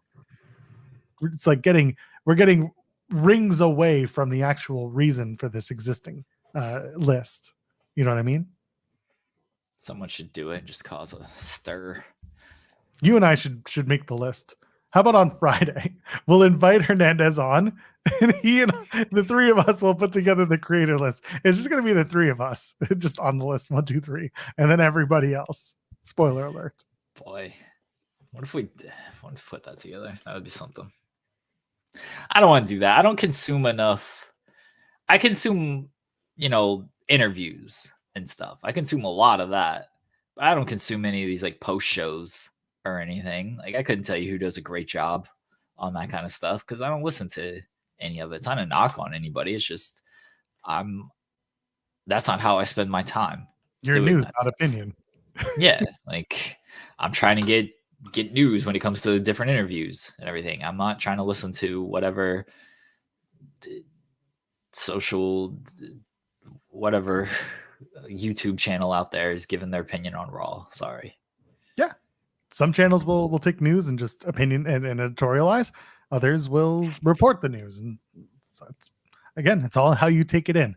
Some people are on our Patreon and some people are not. And they just want it on Twitter, and that's good enough for them. Some people don't even care about the news. That's good enough for me too. Some people just don't care about wrestling. I aspire to be those people.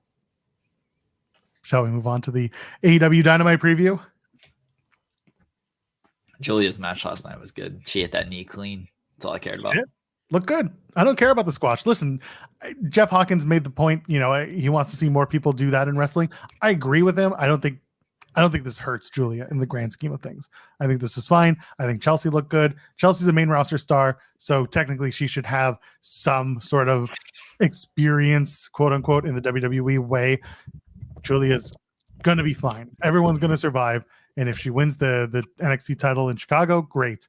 What's CM Punk going to do? What's his big plan for Chicago? Because now he's going to be on NXT next Tuesday. Do you think he's the ref for that match? I thought about this and I hope not. I hope he comes out and says Cora Jade's going to be in the match too.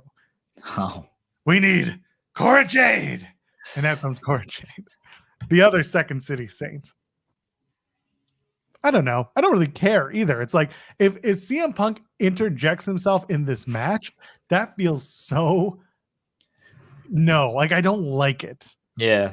It's like look at these amazing women. I'm gonna be there. It's like I'm trying my best not to make a Dave Grohl joke, but I'm just gonna leave it at that. No, I'm not saying that he's doing the thing that Dave Grohl did. Have a confession to make? No, I'm not trying to go that far, but I'm saying sometimes if you're jumping at the opportunity, maybe there's more reason to why. Not trying to say he did the same thing.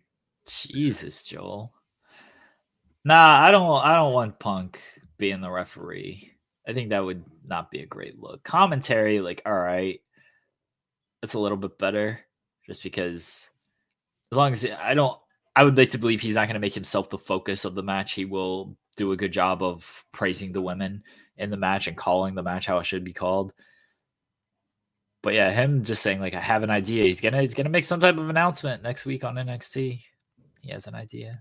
The loser of the match has to string all of these friendship bracelets for me.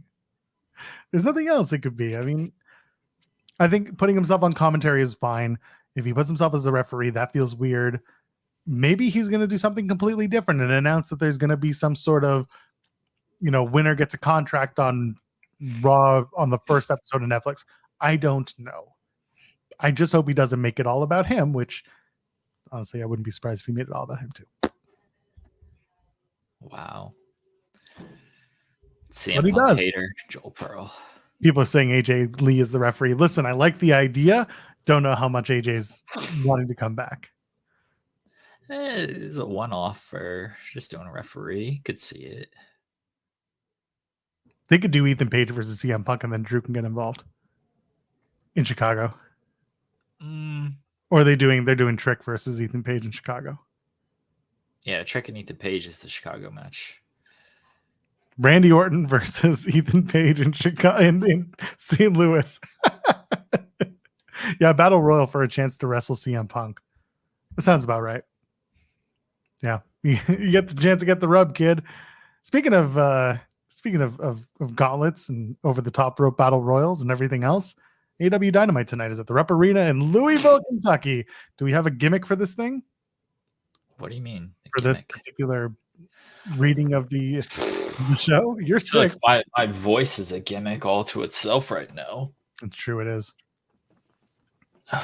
Anyone have any ideas for gimmicks for this, or are we just going to read this out? Listen, it's post show. We're just going to leave it as this. They're in Louisville, Kentucky. It's going to be for the TNT Championship. Jack Perry defends against Leo Rush. It's a match that they're going to do. Is this going to turn into? This has got to turn into something from here, right? It's in Lexington, not Louisville. Well, then someone's got to fix the. So someone should probably fix the Fightful article that says it's in Louisville, Kentucky. Well, Sorry, friends, you're right. It's in Lexington. That's my bad. I was reading off of our own website. My bad. Who's gonna get the Jack Perry TNT title match at Grand Slam? That's gonna be the big question out of this. Who should get it?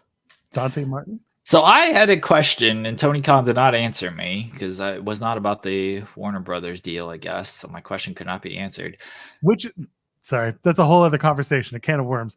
The media, the press conferences are coming in and saying, asking questions about the media deal. That's not why you're here. You're not here to be specifically asked about this one thing. We're not doing this now. It's too late in the show. Wow, hater. I think it's stupid. I think it's absolutely asinine that people who come in and spend their money to show up to these fucking press conferences, we're 2 hours and we're being buried in the algorithm today anyway, to come to these press conferences and spend all this money and you don't even give them an opportunity to do any sort of press before the show other than a phone call, and then they do the post-show pressers where like some of these creators are trying to get something because they're putting out their money to do this and be like, I'm only asking about the media deal, and even then I'm not going to answer the damn question. It's like, what are we doing? What's the point? It's just a waste of time. He wasn't gonna answer these questions anyway. You know what I mean? Then why do you show up to ask me about them? He wasn't gonna answer anything. So what was the question you wanted to ask him? Oh, well, I asked him on Twitter. He didn't reply, but I wanted to know.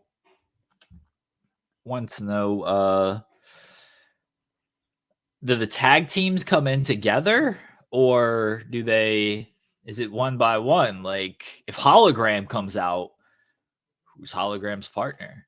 And if Hologram wins, like does he just get to pick his partner? I feel this is a very important distinction here. But I have to assume that they're not that they're not coming in individually and they're coming in as a tag team. I would assume so too, but I wanted clarification on this. That's fair. They've never done this before. They've never done a casino gauntlet match with the tag teams. And this will be the first time they do it. Is this tonight on Dynamite?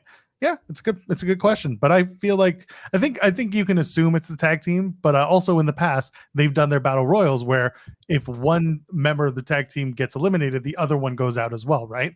So I think it's fair to assume a tag team works as a tag team in every sense of the word.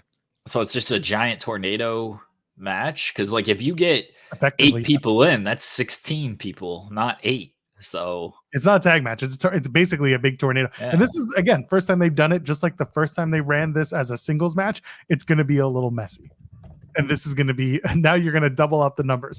I wish this had been a women's gauntlet because, again, just keeping with the stride of making this their match. Keeping with that, it would have been easier to do it with the women first and then maybe do something with the tag teams once you've fleshed out whatever that is. Because we certainly, like you said, we don't have any rules. And it feels like it's just a tornado tag. Maximum 21 teams, which is hilarious. Is it 21 teams or 21 people? Because one person's like, well, we're at the end and only one of you can go out. So rock, paper, scissors. And it's Dark Order. That's what you should have done. That's the way they should have done. That's a BTE sketch for you. Congratulations. Oh, BTE is never coming back. So that's true. The Bucks have never lied to us before. Being the Dark Order is also As it is. Who's going to win the tag team gauntlet match in your opinion? Some random, or is it someone else? People want to hint and talk themselves into Motor City Machine Guns. We'll see.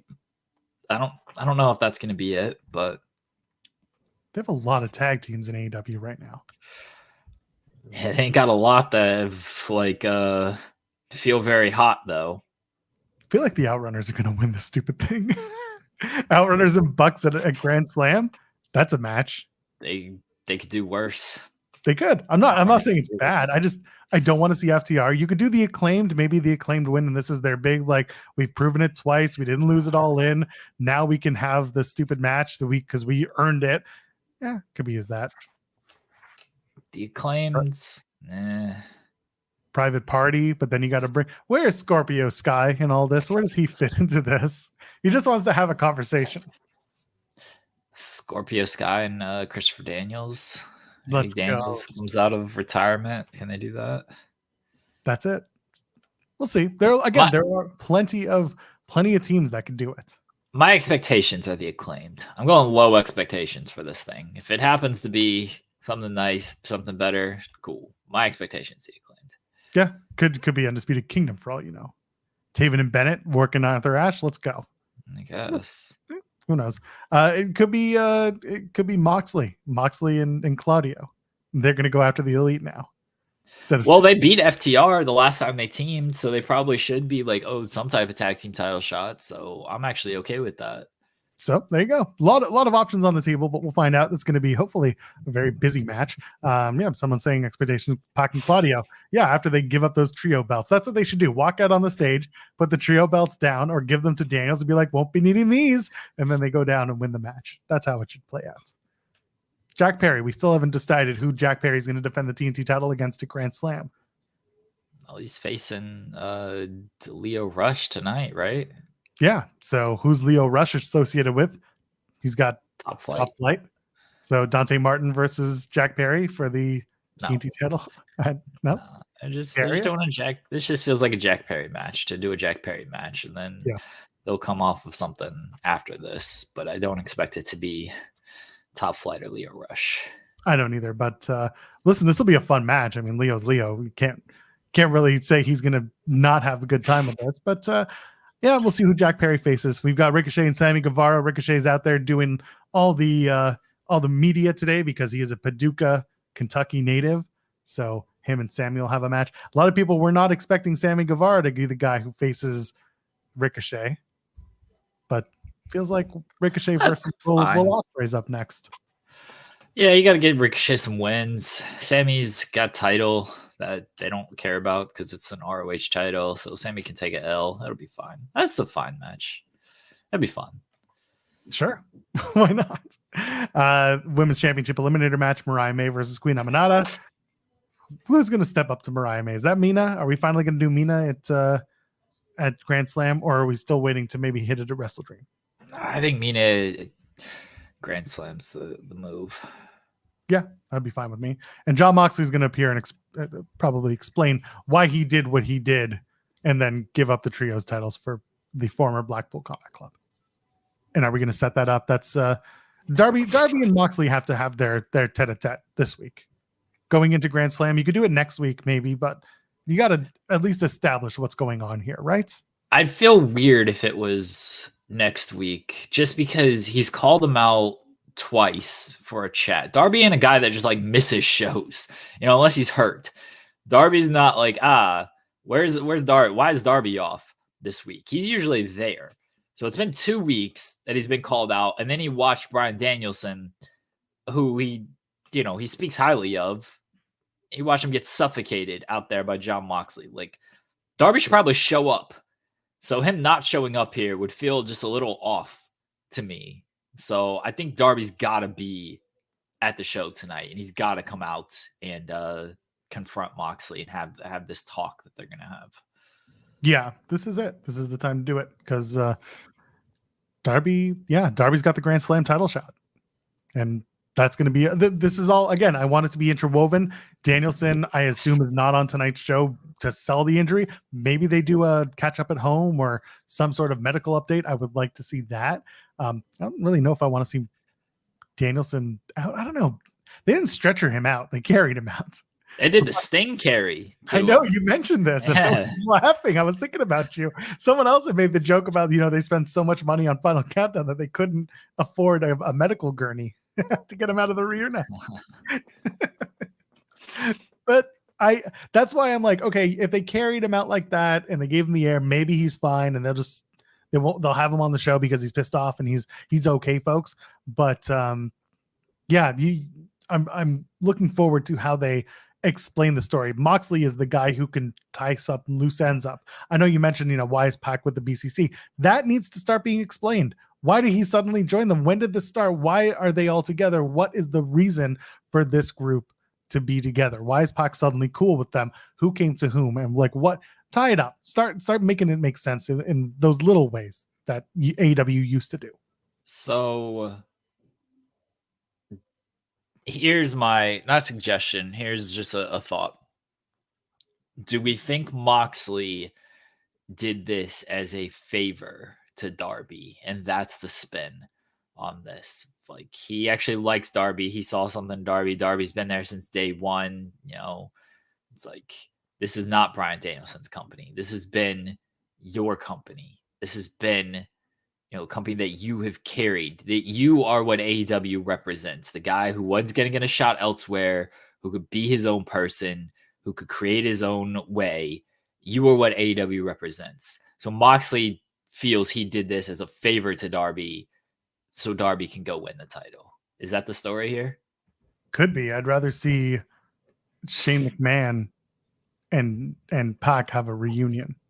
It's kind of what I'd prefer. No, I don't know. I don't know what you're saying makes sense, and it would be good enough. It'd be good enough. Yeah, it's how does the story all work together?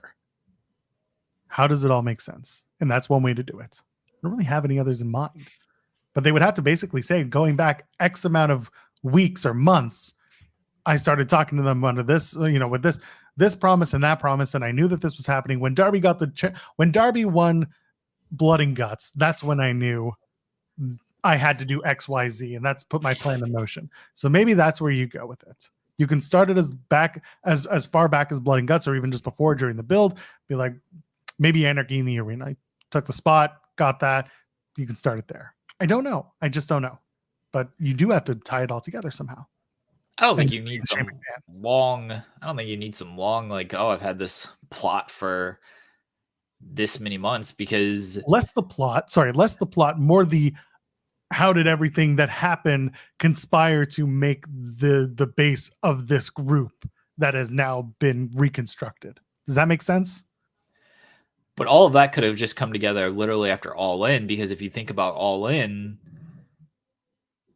a lot of this wouldn't have been known if Danielson lost and was going to have to retire. So it's tough to be like, I started putting this together Blood and Guts, when Blood and Guts, we had no idea Danielson was going to be putting his career on the line. That's at true. All In. And All In ended with Pac, Claudio, Wheeler all in the ring with Danielson, like celebrating with his family and everything. So I actually think all you got to do is just tie it, because then Moxley came out, the Dynamite after All In. That's when he did It's Not Your Company Anymore. I want to talk to Darby Allin. So literally could have just all came to him after All In. And I don't think you need to tie it some long. The one thing you kind of do need to tie in some ways is like, why is Blackpool trusting Pac after what Pac did last year, walking out on Blood and Guts, and then they did the Claudio and Pac did the match on ROH that people don't remember. That's one thing I'd like a little bit of an explanation to, but I don't feel like you need to tie this as like, I've been sitting and plotting for 6 months, just waiting and biding my time to do this. Would have missed your whole damn shot. So thank God that things broke correctly for you there, Moxley. That's it. Everything had to happen at the perfect time, and this is how it happened. But Moxley hadn't been on TV in so long that I think it needs to start with, I lost my title, and things kind of grew from there. Things had to change. So maybe that is where you start the story. But again, like, Moxley has to be frustrated. That's really what it comes down to. And then we get into, yes, Pac, we had a problem with Pac. We fixed it because we did XYZ. And then why Darby? Because XYZ. Again, this promo needs to really start explaining some of the little threads that have been dropped. And that's how I would like it, at least. I think Moxley would do that. I trust Moxley to make all of this make sense and tie it all together of why he did what he did. This is all I need to say. This is it. They kick out Wheeler Yuta and Shane McMahon becomes a trios champion. And Shane McMahon, Christopher Daniels. CD's going to come in and say, you can't do that. And Shane's going to be like, here's a hundo, shut your mouth. And CD's going to be like, ooh, $100. That's good. You guys carry on. And that's it. Easy as that. They paid off CD just to shut up. And the trios titles don't matter. So let Shane have that one. Wow. Comes in night one. Prove to me that the trios championship matters. They did a best of 7 series for it. Yeah. Yeah. They unified them. That was and then they deal. de-unified them. Split them up. And everyone was like, why? What are we doing? Just put them back together. Someone said instead of having them split or instead of having them give up the trios titles, they should win the tag titles too, and it should become the AEW 5-man tag team championships. That's the answer. Should just be the 5-man titles to make things really weird. We're out of time. Anything you want to plug before we get on out of here? No. Back on Friday, maybe talk about Dynamite, talk about all the other stuff. Preview TNA Victory Road, I'm sure. Why? I don't know. We have a guest joining us, at least on the docket, right? We do. Should we promote it, or should we just wait until it's confirmed Friday? We can promote it. It's more or less confirmed. Kevin Knight, he'll be joining us on behalf of MLW. MLW's got a show this weekend. MLW Fightland, I believe. I should probably get the show correctly. It's in Atlanta. What? Yeah. I'm pretty sure it's Fightland. Yeah, it's in Atlanta. I think Jensen's going to be there. So yeah, MLW Fightland is this weekend, and Kevin Knight's going to be joining us. He's making his MLW debut this weekend at Fightland. So it'll be cool. There's your homework. If you haven't already watched Kevin Knight, go out of your way to watch his stuff. He is very, very good at this. We're going to be talking to him about that and a whole lot more. That's what we do every. You know who Kevin Knight's facing?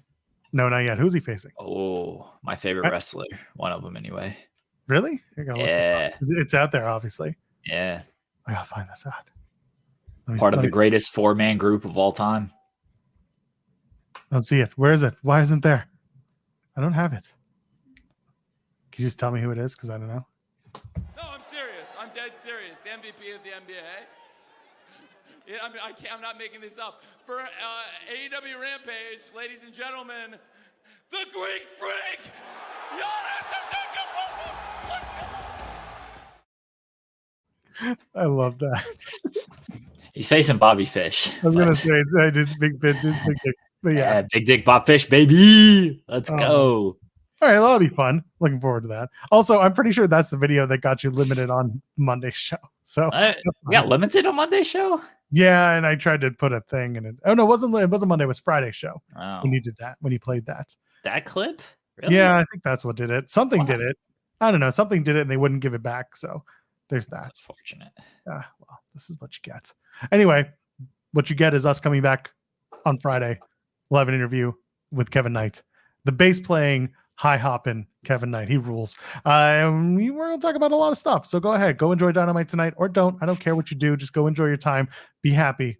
For Jeremy Lambert, I am Match Pearl, JOELPERL, ladies and gentlemen, friends beyond the binary. We'll see you in the next one.